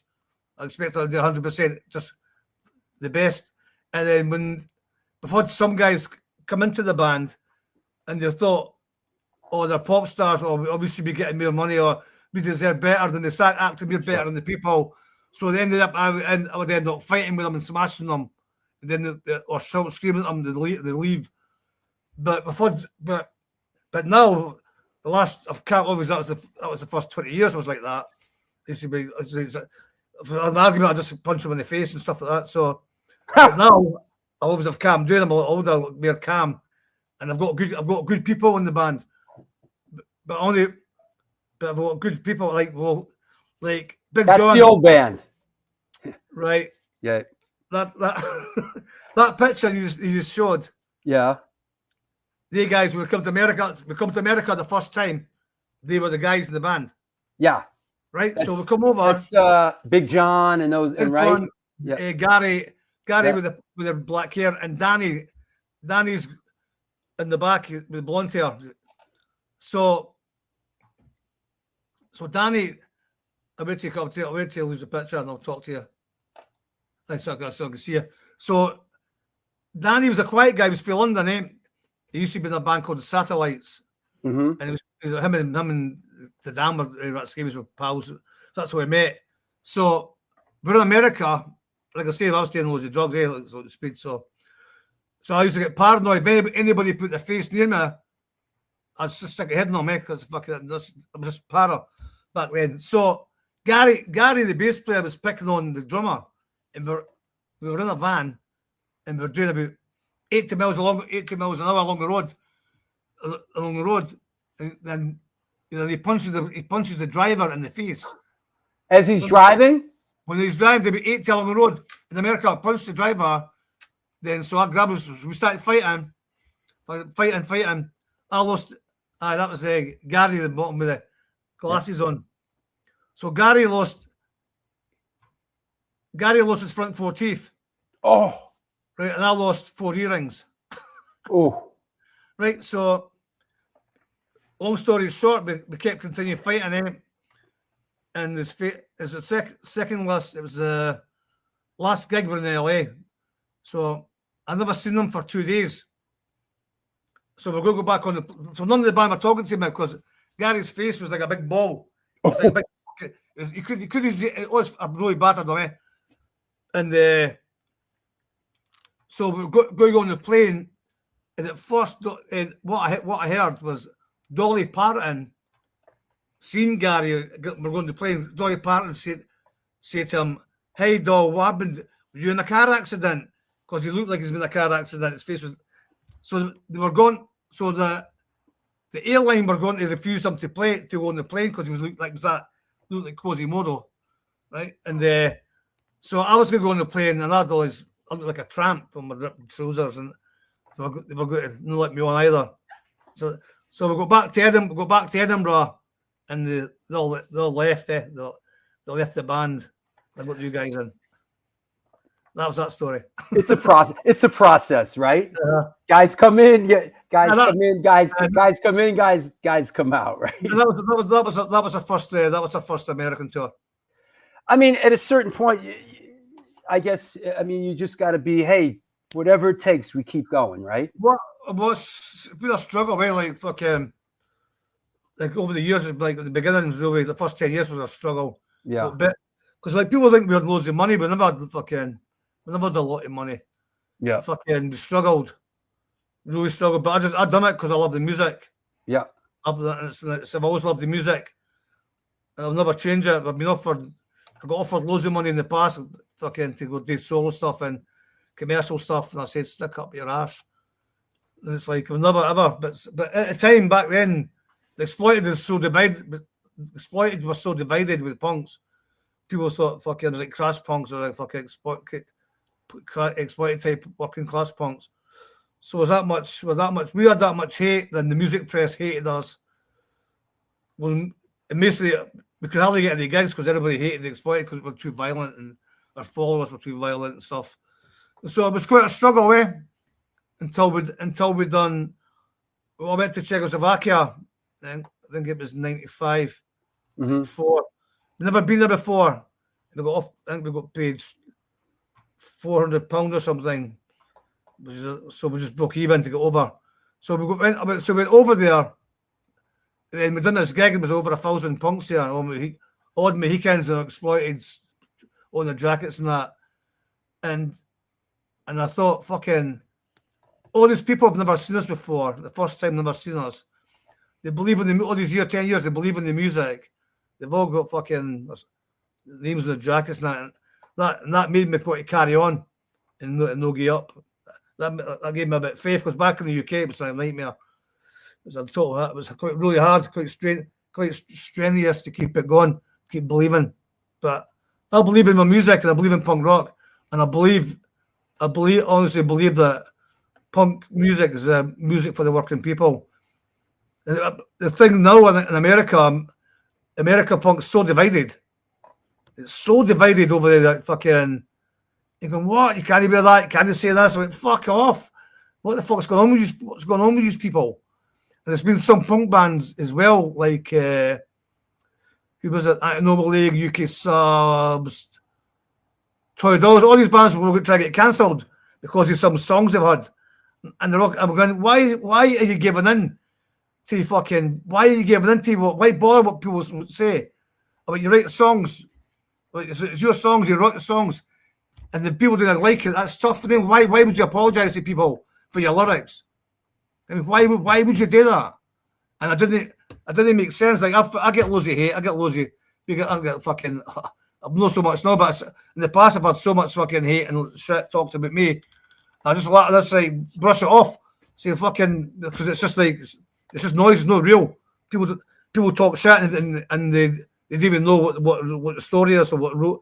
And if you explain it to them, they still didn't believe you and they still talk shit. So in the end, that's the world we live in these days, right? With this bullshit. Totally, it's like fucking. Yeah. I've got friends at the moment in California, and they're going through some shit. Some lassies talking shit about them, posting up crap on the web, and the guy, it's his ex-girlfriend's talking shit about one of my friends, and it's just garbage. But because it's on the web, people are believing it. It's just like what a load of shit. It's funny people can just post stuff on the web nowadays. Yeah, and people you can't, and it's like there's no repercussions. There's not. And in the past, it's got something to say. I will say, we've got something to say. Come say it to my face. Can we got something to say it to? Never say something you will never say to that person's face. Yep. That's my belief in life. Yeah, it's like you say, there's no. It's like you can talk shit and hide behind a keyboard.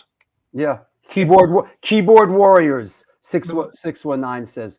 Yeah, you know, you mentioned that year. I think it was 95, 96. But when you put out when you put out Beat the Bastards and then I love this record. And I love the record you came out. I love Fuck the System too. But I kind of feel like when you put this out, it led the way for a bit of a resurgence. Is that fair to say?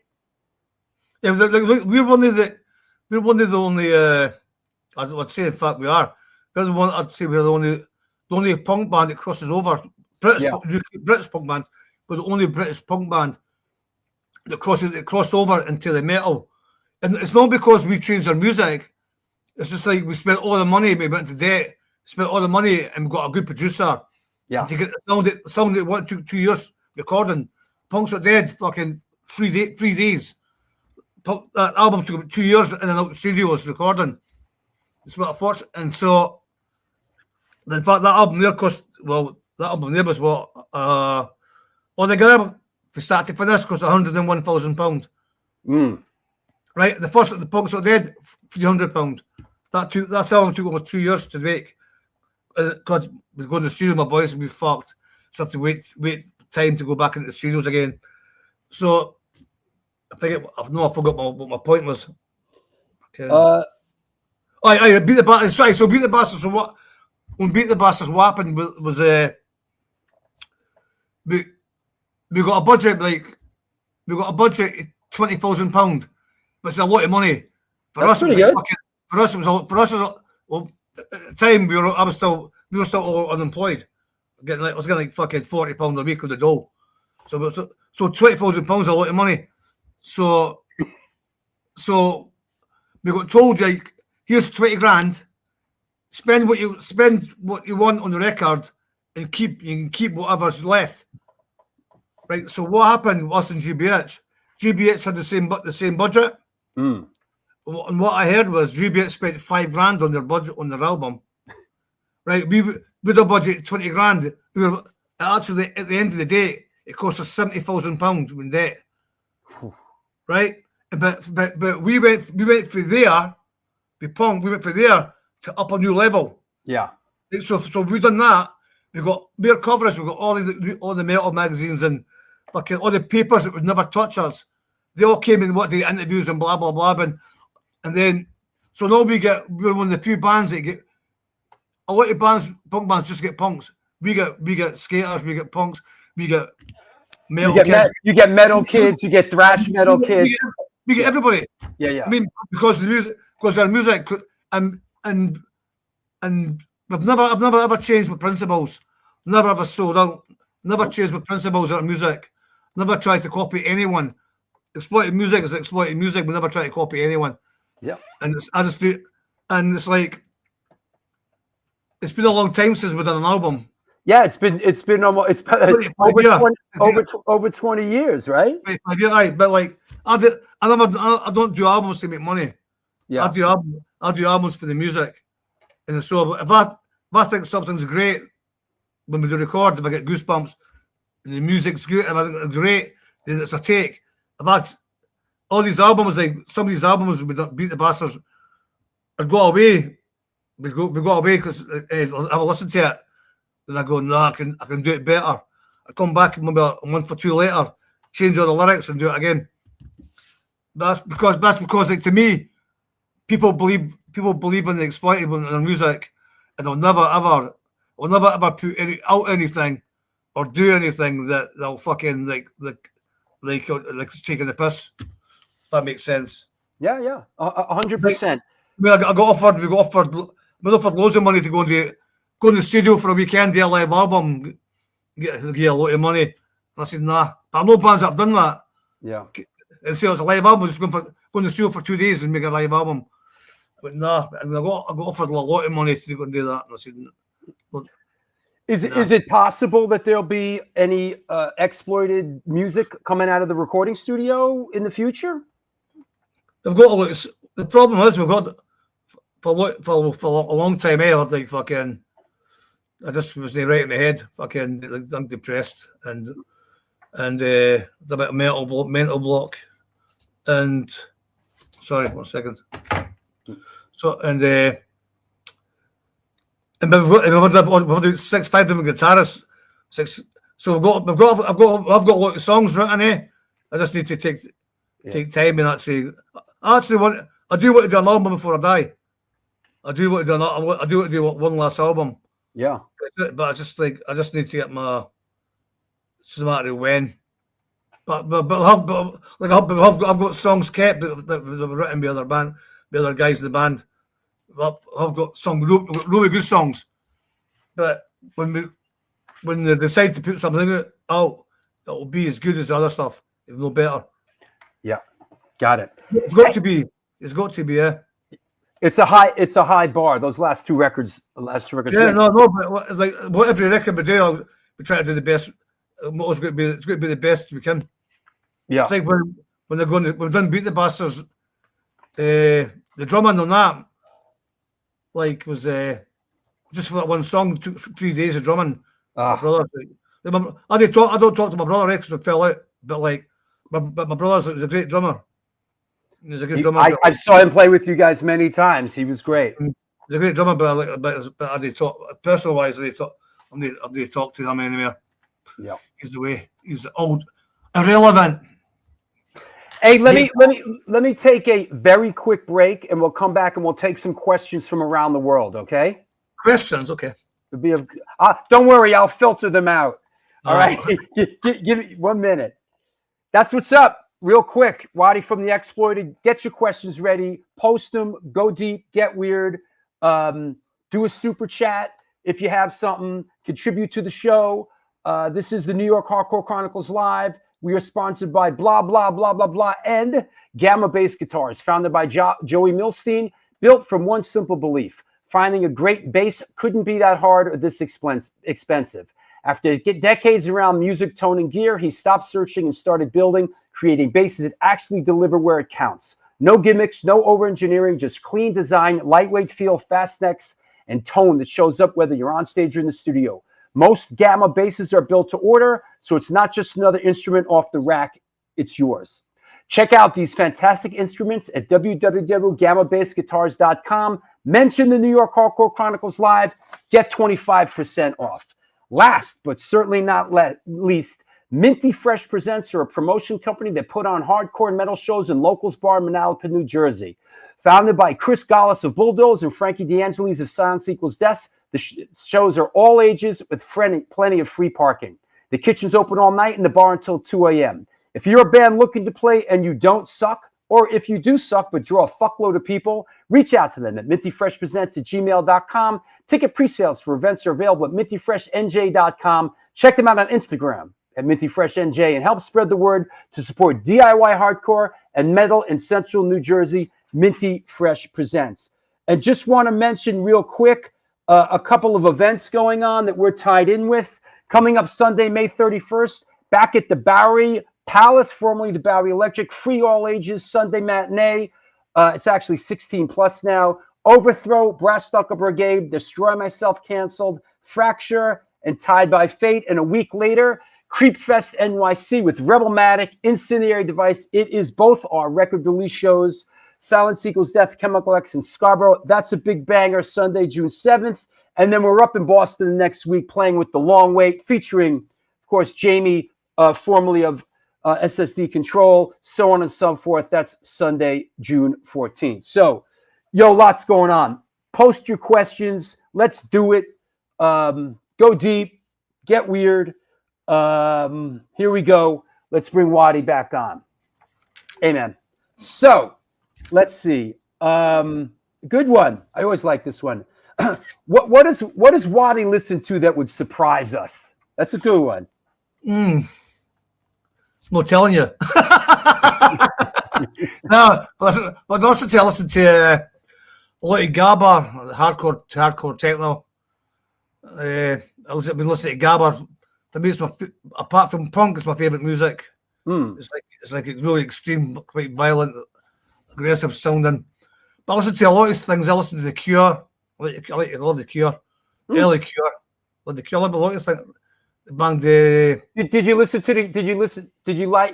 to or like The Cure's last record? Nah, shit. The last good album they done was Kill Me. Well, that's going back a ways. That's the last time they had a good album. Everything then since then's been shit. But but the first 3 or 4 albums are great. Yeah. I listen to like punk, I listen to Gabba, I listen to all different stuff. Alex Harvey, but those things I don't listen to is, but I don't listen to pop punk. That shit. Yeah. Green Day, that fucking crap. You're still grinding on Green Day, aren't you? All these years later, you still got a chip on your shoulder for fucking Green Day. It's only that size. Yeah. It's only a wee chip, Drew. It's only a wee chip, mate. Yeah. Let's see. Everyone's asking about this riot, asking about that riot. Enough with the fucking riots already. There was quite a few. Ask him about this one. Ask him about the L.A. Highland Huntington Park. Wattie's been in so many riots. It's all blurred into one riot, right? Yeah. Huntington Park one was 83. when I come on, it was earlier. But what happened when that actually happened? What happened was the promoter, Dead Kennedys were meant to play. And Yeah, right. and before a month or two before, and they got cancelled. So I think the guy said their tickets for that was valid for our show. So obviously it was fucking super overcrowded. Yeah. Then I was on TV. I was doing some news thing with like national news, doing some national news thing at the time. Then the next minute was all these riots. We got driving back. All these riots started. All the cops were smashing attacking all the punks and just like fucking spraying them with CS gas and smashing all their headlights and stuff. It was pretty crazy. Like, oof. Hey, this is an office. This is an interesting question. It's simple. This is deep. Why are you struggling with depression? You are an accomplished man. Well, I don't know. We're depressed. Sorry, 1 second. Sorry. My phone off. I'm sorry. My girlfriend's calling me. Yeah. Sorry, hold on a second. Sorry. Tell her you'll be done in 10 minutes. She's listening. No, my phone under the seat. Sorry. I mean, a lot of people suffer with depression.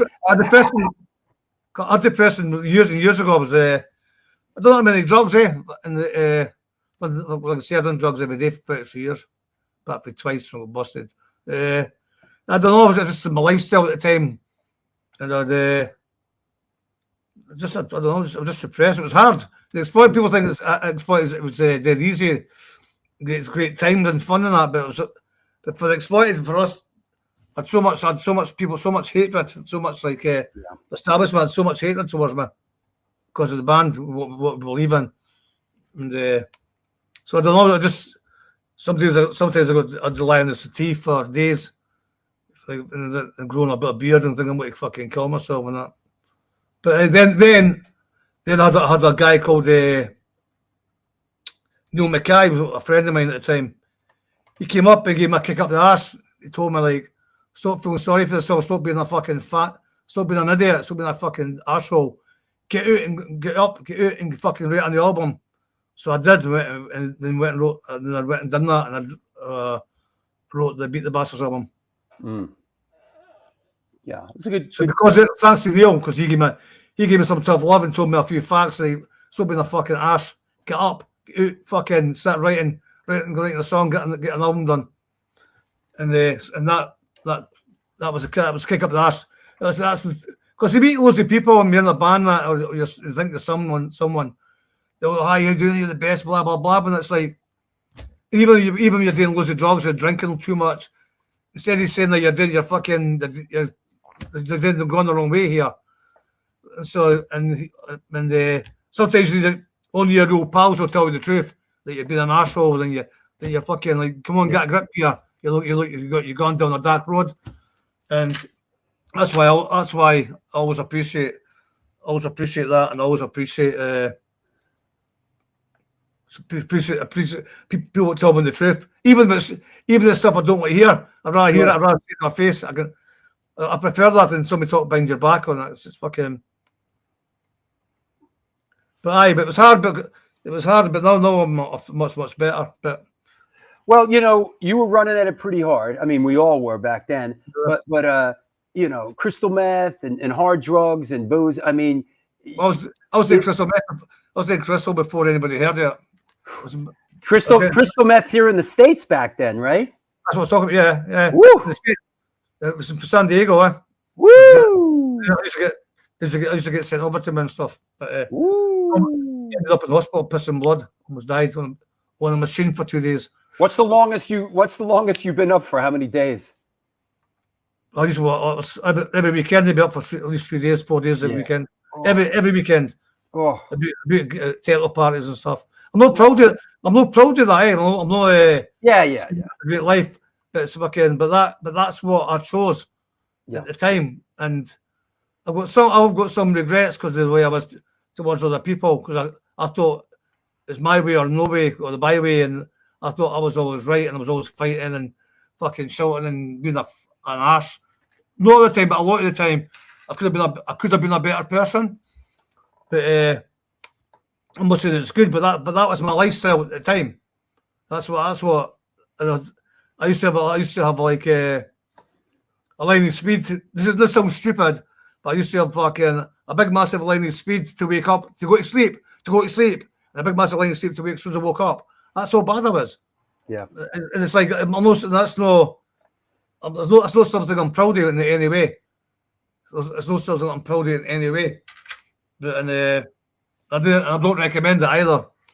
Well, I think that's why I said in the beginning, I see you with your gal, and you're just living a great life, and I'm so happy for you, man. It's like you look like you've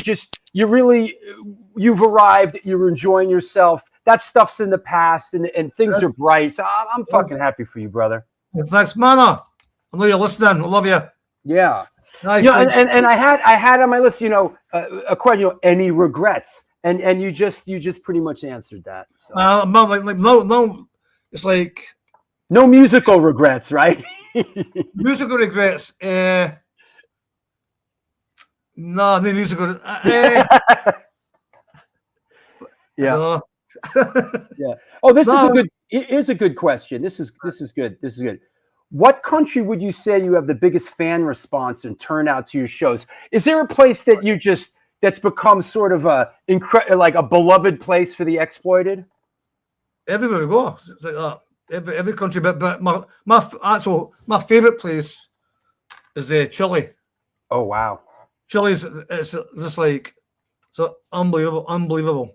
Just like fills with punks with football flares and that, going fucking totally crazy, and they got it's so good. Like we go over there, and all the punks invite us out for come to this. We'll take for a meal, and they got like a wee punk cafe. We'd all go up there and all make us some food and stuff. It's just great. See all their happy faces and how happy they are. I think I'm lucky with the band. I've traveled so far. I've traveled all over the world. Yeah, like China, Japan, Russia, Ukraine, Bali, played all these places, and it's unbelievable. And for me, when I was younger, I used to before the internet, I used to believe. I was on holiday with my girlfriend. Is that in the UK? Where is that? Oh, that's in Santa Cruz. Oh, right.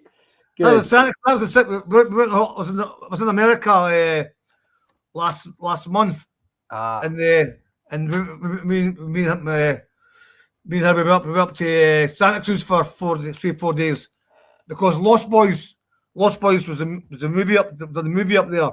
Yeah, and we both was a big horror. We both was like a big horror movie fans, so we went there for a few days. But I forget what I was going to tell you that second before that. Well, but here's another one. And he mentioned it before. Any plans for a Wattie autobiography? I mean, everyone writes a book. When's the Wattie book happening, man? I've been asked this loads of times, I've been asked this loads of times. But the difference between my book and the other books is like all the stuff I put in it. It's all true. And when I do the other book, there'll be so many people pissed off, because I've so many fucking shit stories they tell everybody can't. Yeah. But no, I've always said I'll do a book if I might do a book, but I've been asked this for years, to do a book. But like I've got my reasons for not doing one, but I don't want to say online. Yeah. You never know who's listening. Lotus says, thanks for the honesty. I met you shortly in person some years ago. You were very sweet and you didn't have to be. I get a sense, of course, you really love the people that support you all these years. You're beloved to the fans and stuff. What keeps you going like that? I mean, for the working person that comes to see the band. I see that when we do, like, I always say, like, I'm just the same as the people who come who are gigs. We've got the same beliefs, the same feelings, the same love for the music. And when we're doing gigs, especially club gigs, you see all their people's faces, how happy they are, and how much they love the music. You can't buy that. Yeah. It's like you can't buy that. It's like I said that we can't to Green Day. I mean, I don't know if I told you the story before in private. Years ago, I done this music award, and I had to present an award, and Green Day was the fucking winners. And I fucking hate them, eh? So before I could throw the award away, they grabbed it. So that night I was there, and they come over to 9 of them, 10 of them came over to me, and I was sitting down, and like that. When I weekend, Billy Joe says, when you die, he goes, I'm going to be dancing, I'm going to be standing on your grave, pissing on your grave, laughing at you. So I could have just battered them, because he's only a wee that size. So what I did, I stood up and I went, what did you say? Right? I mean, I'll tell you something. You might have a big record company and loads of money, but I've got something you'll never have. And that's respect for the punks. You can't buy that. You got to fucking earn that.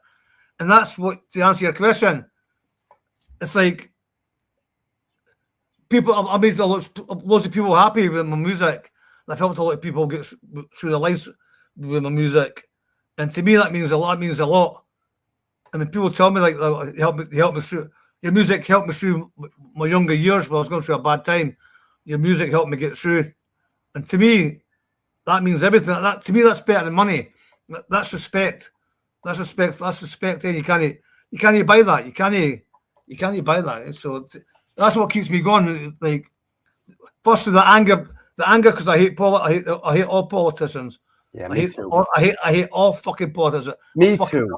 We have vengeance. We have vengeance. I hate them all, and I hate bullies, and I hate seeing people getting victimized and picked on. And when for me nowadays, the kids nowadays have got a shit future. Yeah, everything's so expensive, and punks come to the gigs, and I'm like, fuck him. They come to the gigs to get a bit of relief, I think, for the stress of their crap life. But, yeah. As we head down the home stretch here, this is nice. Dina says, Wattie has more time for his fans than just about anyone. By the way, my mom, who's in her 80s, has been watching this entire show, and she keeps texting me how much she loves Wattie. Thanks. I've got a girlfriend. Man. Thanks, man. Thank you, Dina. Yeah. Right. It's like I've always said, like, weird guys in the band so some guys in the band who like to batter and check out, who thought they were better than the people who they'd be talking crap to some of the people that come to the gigs, they'd be talking down to them. So when that happens, I kick them out the band. Because, like, to me, the people who come to see us, we're the exact same. If it wasn't for our fans, the people that love the music, they wouldn't be any exploited. They wouldn't be any band. I could never be gone for as long as I have with all these people. And so to me, it's like family. To me, like, fucking people come to the shows and enjoy themselves, and they see the happy faces. And to me, that's what keeps me going. Yeah, and our big friend and supporter Robert, who's in Scotland as well, says, I totally love how at your gigs everyone gets to come up on stage for sex and violence. Been up a few times over the years, and the last time was La Belle Angel. And yeah. Am I pronouncing that right? Yeah, La Belle Angel. Yeah. La Belle Angel. Yeah. It's like the reason about sex and violence is like it's a simple song, right? But everywhere we go in the world, everywhere, I mean everywhere, doesn't matter what country we go to, everybody, it's simple, it's a few words. Yeah. We always get people to come on stage and sing it.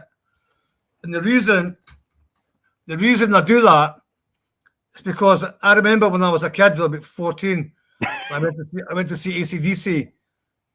With Bon Scott. Yeah. Great. And I went to a Devo gig, and they used to have these yellow plastic suits. Yeah, sure. And I remember ripping about his suit and having a bit of plastic, had it on my wall for years. And I thought, oh, great. And then, so for me, when we're on stage, it's like, it's like a job as well. It's like a job. If you look at it, it's like, that's what I do. But for people who come on stage past security, for them, it's a big deal. It's like, oh, for all these people have never been on stage and I've been in the band. Yeah. Come on stage, oh, look at one stage, what's it? So I invite them up. So I always remember, like, for years to come when I'm dead, all these people, all these kids, men, women, come on stage. They all say, "I'll exploit." I remember them. I went on stage with them, and we didn't. And they'll always remember that. So when I die, my legacy for all these people, all these people on stage, they'll remember that. For me, it's not a big deal, but for us, it's like it's also to prove that anybody can do it. That's what punk's about. For me, punk, anybody can do it. You don't have to be the best. Just get up there and do what you want. Enjoy yourself. Forget the haters. Forget the trolls. Forget the fucking keyboard warriors. If you want to be in a band, you want to sing and enjoy yourself, you go and do it. Life's far too short to be self-regrets or to worry what other people think or say about you. That reminds me, we're almost wrapping it up, but where's my Wattie card? Hold on, Josh. Oh, here we go. I guess Josh. Here it is.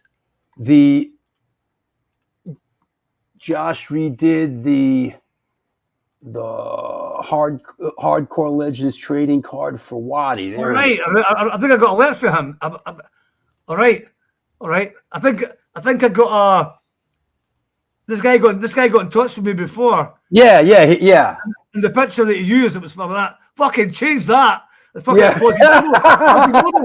Quasimodo. I can't change the picture. This one's good. That was okay. That was better than the one before. The one was like Quasimodo. Like what? And wait, I like the back. The back is good. Let me see. The back's good. Let me find the back of it. The back looks good. He said he updated it. One sec. Let me see. Here's the back of Wattie's card. Yeah, there's the back of Wattie's card right there. Yep.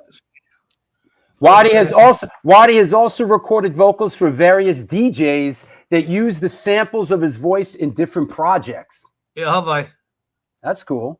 Yeah, or like Gabber, some Gabber DJs. I love Gabber music. Yeah, so to me it's like punk music with it, extreme punk with the lyrics. Yeah. All right. Well, hey, listen. There you have it, man. I was going to ask you any regrets. You I didn't even have to ask you. You answered that. Let me just. We've kind of touched on this, but as we head towards the door, you still love it all these years later. And if I didn't love it, I wouldn't do it because it's too hard on my body. I've got quite a few health problems, and but when I get to the stage that I can't do 100% physically, put a good show on, then I'll call it a day. Cause I'll see loads of bands, great bands in the day, but you go to watch them now, it's just like, what the fuck am I watching here? They're terrible, standing there. So if I get to that stage, then I'll definitely fucking retire. It's called to have a bit. What's the word? What's the word? This one always brings a smile to my face.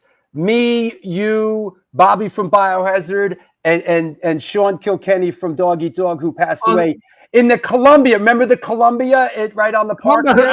We got banned for there. That's 1994. Was that? Because the Mike Watchman guy was a fucking total cunt. I remember that night. He was Polish. I remember that. Yeah, he was freaked out. He was freaked out by us. Man. I'd be fucking because my brother Terry was there. He went behind the bar and helped himself to the bar. Yeah, that was a great night. That place was crazy. Is that place still there? I think it is. But I don't know. But we used to go there all the time. All the bands would go there. Well, that was the place. Everybody stayed there, right? Only because the bar was open. Yeah, the bar was open all night. That's what happened. I didn't know. Let me just remind everybody. Oh yeah, this is coming up too. Oh, we got to mention this. Tell us what is happening with this. Boom. All right.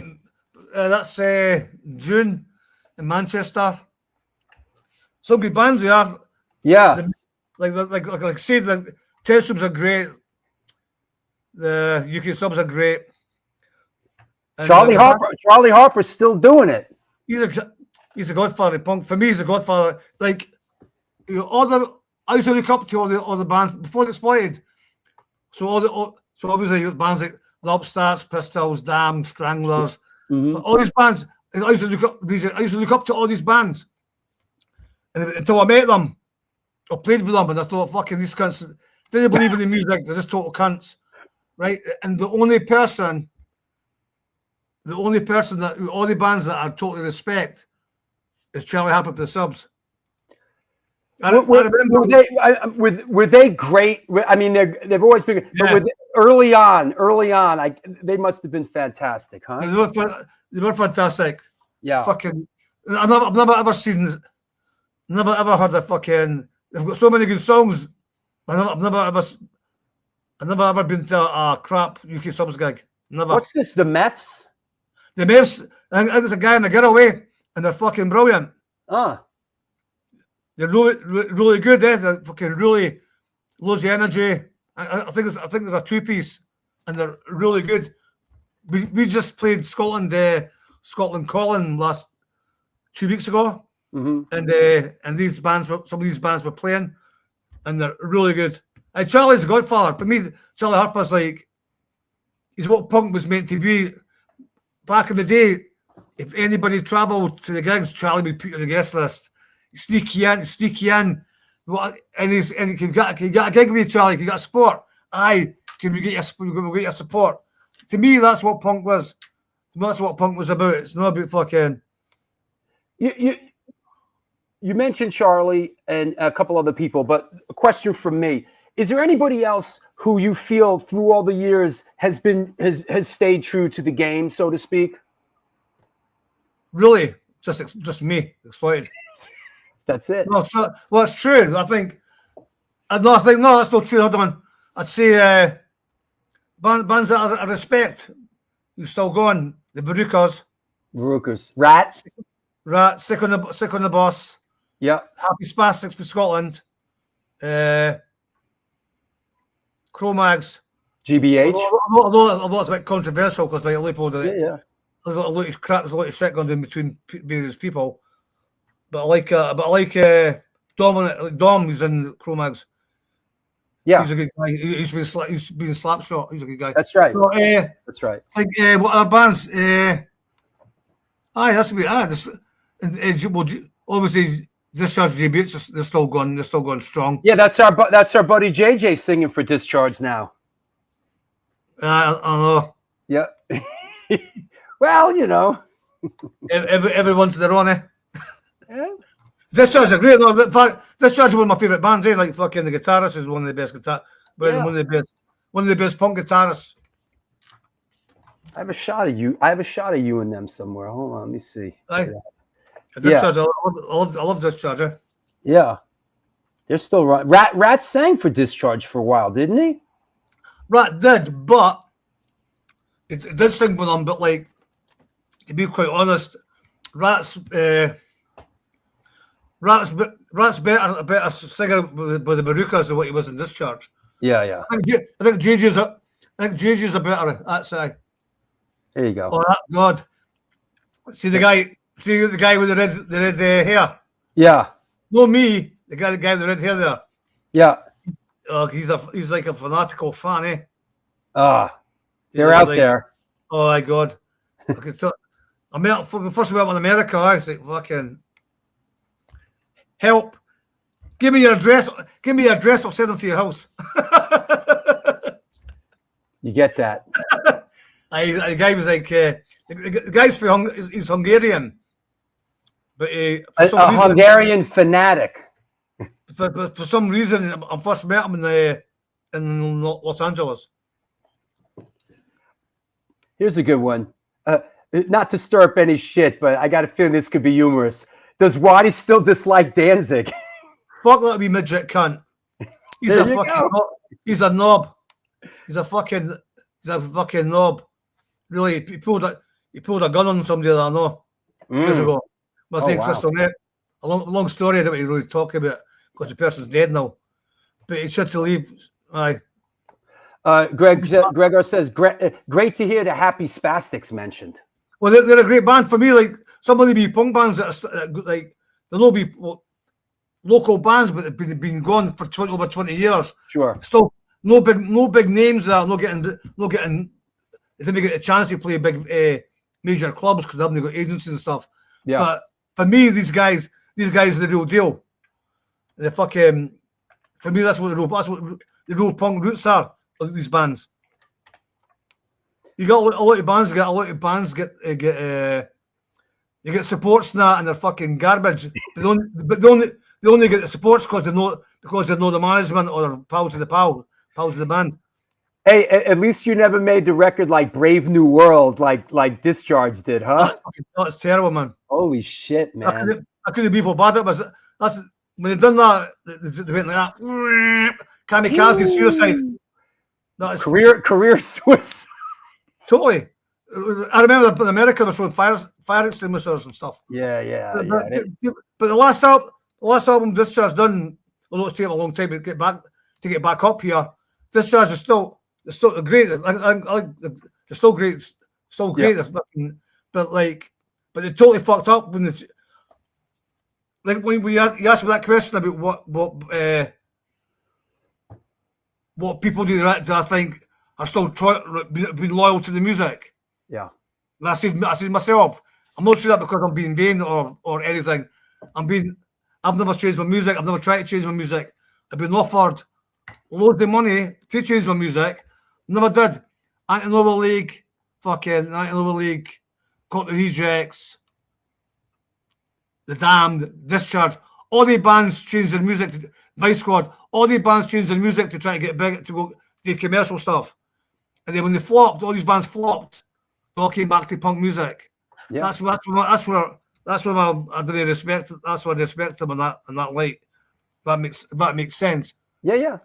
All the bands changed. They try to make money back in the day. They'll try even Blitz did the same. The good album, they try to go fucking like all electronic and that. All these bands, like say Normal League, all the bands try to change their music to make it to be a commercial. Yeah. At the Normal League, try to be like big country fucking for some reason. The Rejects changed their music to be like a rock band. Discharge try to be like a fucking ballerina band or something. Yeah, that was like woo. So for that reason, I do respect any of the bands on that level. When you say like what bands I respect, bands like Happy Spastic, the Brukers, the bands I respect. Didn't Slayer cover some Exploited? How did that come about? Right, what happened was right. Oh boy! When that was for see, you got that on the back of your wall there. You got that Judgment Night. Yeah, it's my Judgment Night gold record. Yeah, You got a gold record for it. Yeah. High five. Yeah. Fuck. I also got a Typo Negative one back. That's a Typo Negative one back there. I produced that. Your gal. I produced the Black #1 video. Your gal loves that one. Black #1. Yeah. Well, that's good. That's good. So but wait. Oh, that was that. What was it? Slayer and Ice-T on that? Mm-hmm. Yeah. So the LA 92. Yeah. LA 92. So anyway, I got at the time like it was fucking. We were still struggling like getting gigs and stuff, and it hard to get press. So I got a letter saying, "Do you want to can Ice-T and Slayer cover free Exploited songs?" Was it War, Disorder, and UK82? I think it was. They wanted to put 3 songs into 1 song. Right. I mean, okay then. I didn't want any money for that. I didn't want nothing for it. All I want is to see like my name on the screen, like the Exploited. Because I always want to see that. I always want to see. I want to see like I thought we got a name on the form. They did UK82 and Disorder. and another song. There's 3 songs. Ah, Right. So I always wanted to see her name up, get her name up on the screen. I thought that'd be great to see that because it fucking make me feel, it's fucking make me a good feeling. sure. So all I wanted to see, like, oh, you can do that, you can do the record. Just I don't see my name on that. I just want to see the Exploited. So he was like, okay. So when the credits get when the album record comes out, the movie comes out, when the credits is go, oh, early '92, thanks to Walter Buchan, John Duncan, Slayer, and I thought, what a fucking bunch of cunts. Yeah. So what a bunch of cunts. All I wanted was to fucking see the Exploited. They put my Walter Buchan, my name on it. I didn't want that. I just wanted to see the Exploited. Something with the Exploited. And I was really annoyed. So a bit later, Slayer was doing a gig. And we'll go see Slayer because it's no long after that. And what to go on the stage, we got told to go up the fucking stage. You can't even be on the stage. So I was really fucking annoyed at the time, but later on I thought about it. I thought, well, it's not the band that's done that, it's the management's probably saying you can't be on the stage. Yeah. Right, so I thought that's fucking, but at the time I was really fucking ranting. But so that's what happened with that. Then there's other stories about it we talk about. Okay, say, Fat John, you're a big fucking fat cunt. You're a fucking big fat wanker. Go fuck yourself. No. Yeah. No forgiveness in Wattie's world, man. You do Wattie wrong. Forget it. I forget. Hey, I always remember. I'll never forget. It was people talk shit or do some crap to me. I'll never forget. It was somebody does something good. I'll never forget either. But this is a fucking. I could. No, I don't. I'm going to talk about them. Yeah. Yes or no. These are yes or no. Is he still feuding with Conflict? Yes or no? No. Me and Colin are really good pals the last 5 years. Oh, good. We're really good pals. Good. I actually like Colin. I see him about 5 years ago. We played Scotland Calling together. Good. And the first time I seen him, I thought, fucking, they're brilliant. Then the more I talk to Colin, the more I thought, this guy's fucking great. This guy's got some great stories. And what happened with us and Conflict was we're on Top of the Pops. Yeah, it was the Top of the Pops. Aye. So you know what I saw about? So everything. So we talked shit. So we ended up talking shit about each other. Shit, Conflict, Exploited shit, Conflict shit. So this was the press. But when we actually met and started talking together, we were bestie pals. Bestie pals. Good. And he passed away last year. Oh. Anyway, Colin he was a great guy. Some fucking great stories. He was a real person. And one thing I might have regret. Then again, going back to doing drugs at the time, was I was always like fucking like tunnel vision, like fucking this is how it should be. This is what's happening. Instead of like fucking being a bit wider open with my thinking. And but we never met until the last 5 years, and we were, like I say, really good friends. Yeah, I like Conflict, but Grass. I can tell you loads of stories about all these bands. Hey, I got one for you. I can tell you loads. What do you make of the Sex Pistols out there on the road right now? Like I love the Sex Pistols. Right? But last year. They played a festival. I mean, let's go. I've never seen them before. So me and my girlfriend, my girlfriend, man, like that. Let's go and watch them. So to get on the stage, it was a short stage, which means that you're no longer on the stage. So there's a lot of bands that actually played that festival. They couldn't get on, but I managed to get on. The guys go, that's fucking so exploit, blah blah blah. So let us on. So I watched them and I thought, fucking, this is like karaoke. They are fucking so disappointed. I mean, so I filmed that. I put a post up on my Instagram page. I mean, they are fucking shit. This is like fucking karaoke. What a fucking piss take. and I must have had about 350,000 views on that. Tons of hate. I got tons of like, fuck you, Wattie, and was he like, fuck you, you're dead, and blah blah blah. But I did get a lot of people agree with me. I think I'll get back to your question. What I think of them, shite. Really, I'm so disappointed because what the Pistols gave us is the spark. They were like the spark. They fucking like how punk started. It was like fucking on the UK anyway, and this was a spark. Yeah. And I thought this is like, oh, this is great. This is totally different from anything else. It's fucking rebellion, and then everything that punk was meant to be about, they fucking totally went back and they're the exact same. It's like coming back just to make loads of money. Like bands like us, Exploited, Discharge, Spastics, all these bands have been going, Cro-Mags, Agnostic Front, all these bands have been playing for years and years and years. Never went away. Fucking believing in the music. And then they come back, playing all these big shows, making a fortune. And it's just like, they're basically laughing at you because like, it's like, you got to play the music going, this is fucking utter fucking know what punk was meant to be. This is another fucking piss slap in the face. No, so I was devastated. I mean, I can't believe the music was good, but the singer was absolute shit. Who's that? Is that That's Frank Turner? Frank Turner? Is that who sings for them? He's absolute fucking. It might be good in his own band, but with the Pistols, he was fucking shit. This was in Holland 2 years ago.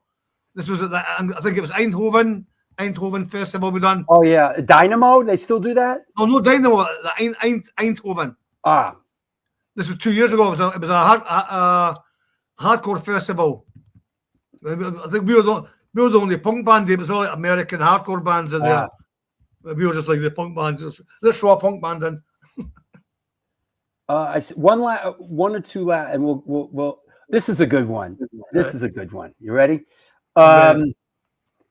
Drew, please ask Wattie if it's true that while he was on tour in the U.S. in the 90s, he would listen to MC Hammer's Too Legit to Quit 24 hours a day, driving else everyone else. Wasn't it MC Hammer on one side and Vanilla Ice on the other side? No, just says tape on both sides. Too legit to quit. Hey, too legit to quit. Hey. And so what happened was I did it on tape, right? I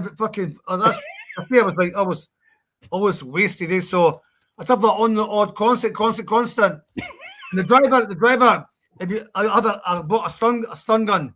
Oh. So every time the driver's going to go slow, I just set the driver with a stun gun. So he left happy through the tour. And then one day I went to put the tape in and somebody chucked the tape out the window. So I went mental and the fuck put my tape out the window.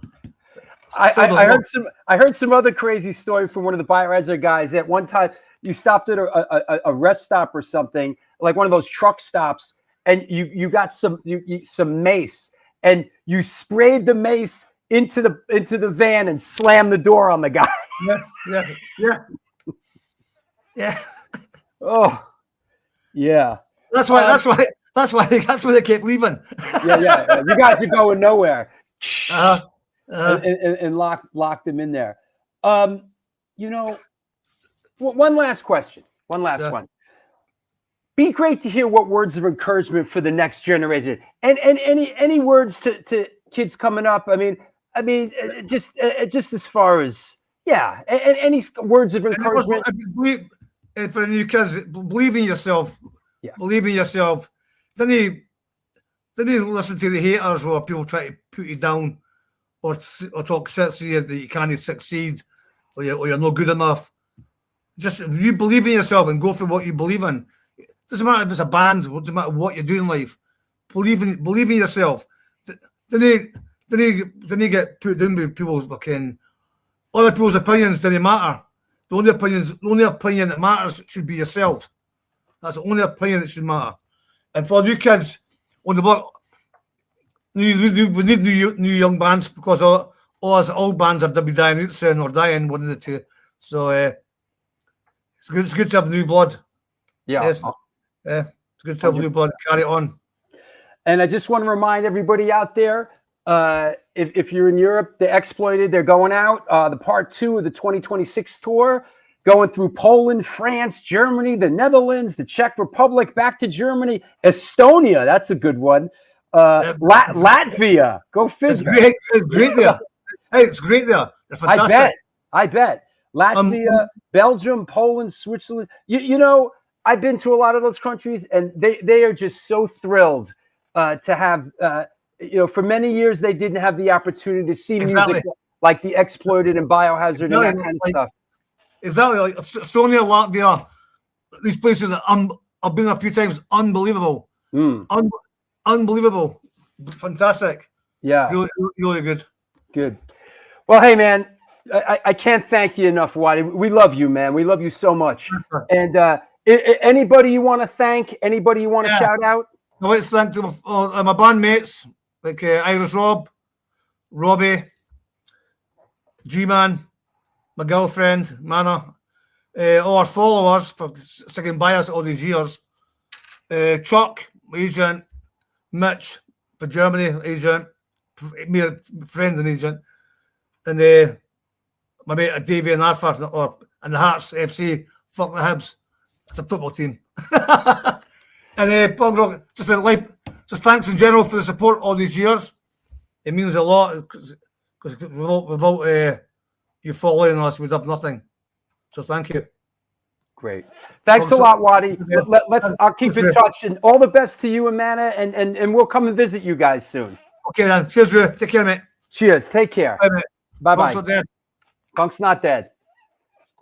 Goddamn fucking straight. Punk's not dead. Wattie from the Exploited. That's what's up. What a great show. That was fantastic. And that one meant a lot to me personally, I gotta say. We have a lot of people march through the show, but I gotta say it's pretty rare that somebody comes through that really is in my heart. And Wattie's one of those guys. And so thank you everybody for watching today. It was really fantastic. And I gotta say I was a little nervous and really excited about today's show, and that doesn't happen a lot. 400 and something shows into it, but this was a really special one. So thanks a lot. That's right. Punk's not dead, thanks to the real punk bands like the Exploited and shows like the New York Hardcore Chronicles. So thanks a lot, everybody, man. That was really great. And a week from today, we'll be back with Jesse Malin. I gotta wait, let me reread his book.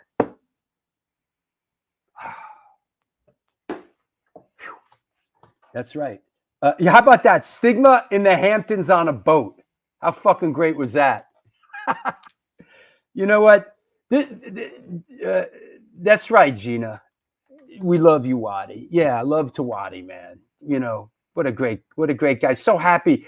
You know, I'll say this, is that in a lot of instances in life, a lot of musicians and artists, a lot of times they don't hang in there long enough, or they fall victim to whatever. They don't get to, the way, when you're an artist, the wave comes in and the wave goes out, and then the wave comes in, and a lot of times, a lot of artists that we love, they don't make it to see the merry-go-round come around again and then get the proper accolades that they deserve. And it's really great to see that Wattie and the Exploited are getting the love in 2026 that they deserve. And they're on a great run right now. So it's just fucking great. There is some justice in this world. Not a lot, but there is some, John in London, hey, man, he's like a wrestler. Yeah, he's great, man. He's ripping it up. He was great. Is that right? Man, Lantern, Skateboards. Exploited discharge has never been more relevant politically as well. Rival nuclear stockpiles. Music's like that. Art is like that. It's cyclical in nature. It comes back around. That kind of stuff. It's incredible. So yeah, that's what's up. Just caught the end. Yo, Dumpling Beth, where you been? Watch it from the beginning, man. He was fantastic. Great guy. Yes, happy Memorial Day, everybody. 2026. You didn't understand? Bro, I understood everything he said. Everyone's like, oh, you're going to need a translator. About 5 minutes into it, it all clicked. If he can understand my New York regionalism, I can understand, his Scottish brogue. I understood everything Wattie said. Hey, thank you, John Wolf. Thank you. And Lone Wolf. Thanks. Only half of what he said. Hey, listen, if you can, please contribute to the show, man. We need support. We always need support. There's the page. There's a Patreon page, and there's the PayPal address, and whatever, man. You know the drill. You're not new to this, so what else? Is there any chance of you interviewing Nobby Bones? I saw Nobby in the street not too long ago. Yeah, maybe. Yeah, I think you become acclimated to people's accents. After a minute. That's kind of what happens. But oh yeah, hey, by the way, next month here in New York is Punk Island, and we have a stage on Punk Island this year. Back to the New York Hardcore Roots stage, and we're doing the My War thing on that stage. So it's on Randall's Island here in New York on June 27th. 10 stages, couple hundred fucking bands. So come through on that. And then this got announced the other day at the Bowery Palace. Summer Mayhem with Failed You, Nailed to the Cross, Ill Raised, Total Meltdown, Carlos the Chords, and Headzo. We're back down there doing our shows, and Incendiary Device is playing On the Streets today. On the Streets Again, Volume 4, with Mess and Slugger and Benton Arme on Sunday, July 19th. And then, of course, the Tompkins Square Park show with My War, and then Bad Luck 13 in the park as well. So there's a lot of stuff going on. We're running at it hard. Thanks a lot, everybody. What a great show.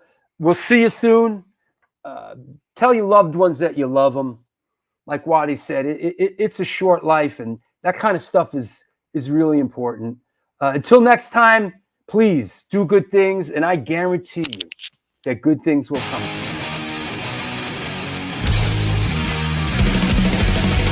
Conditioned by indoctrination, conditioned by society. You're a victim of the digital age, a 21st century casualty.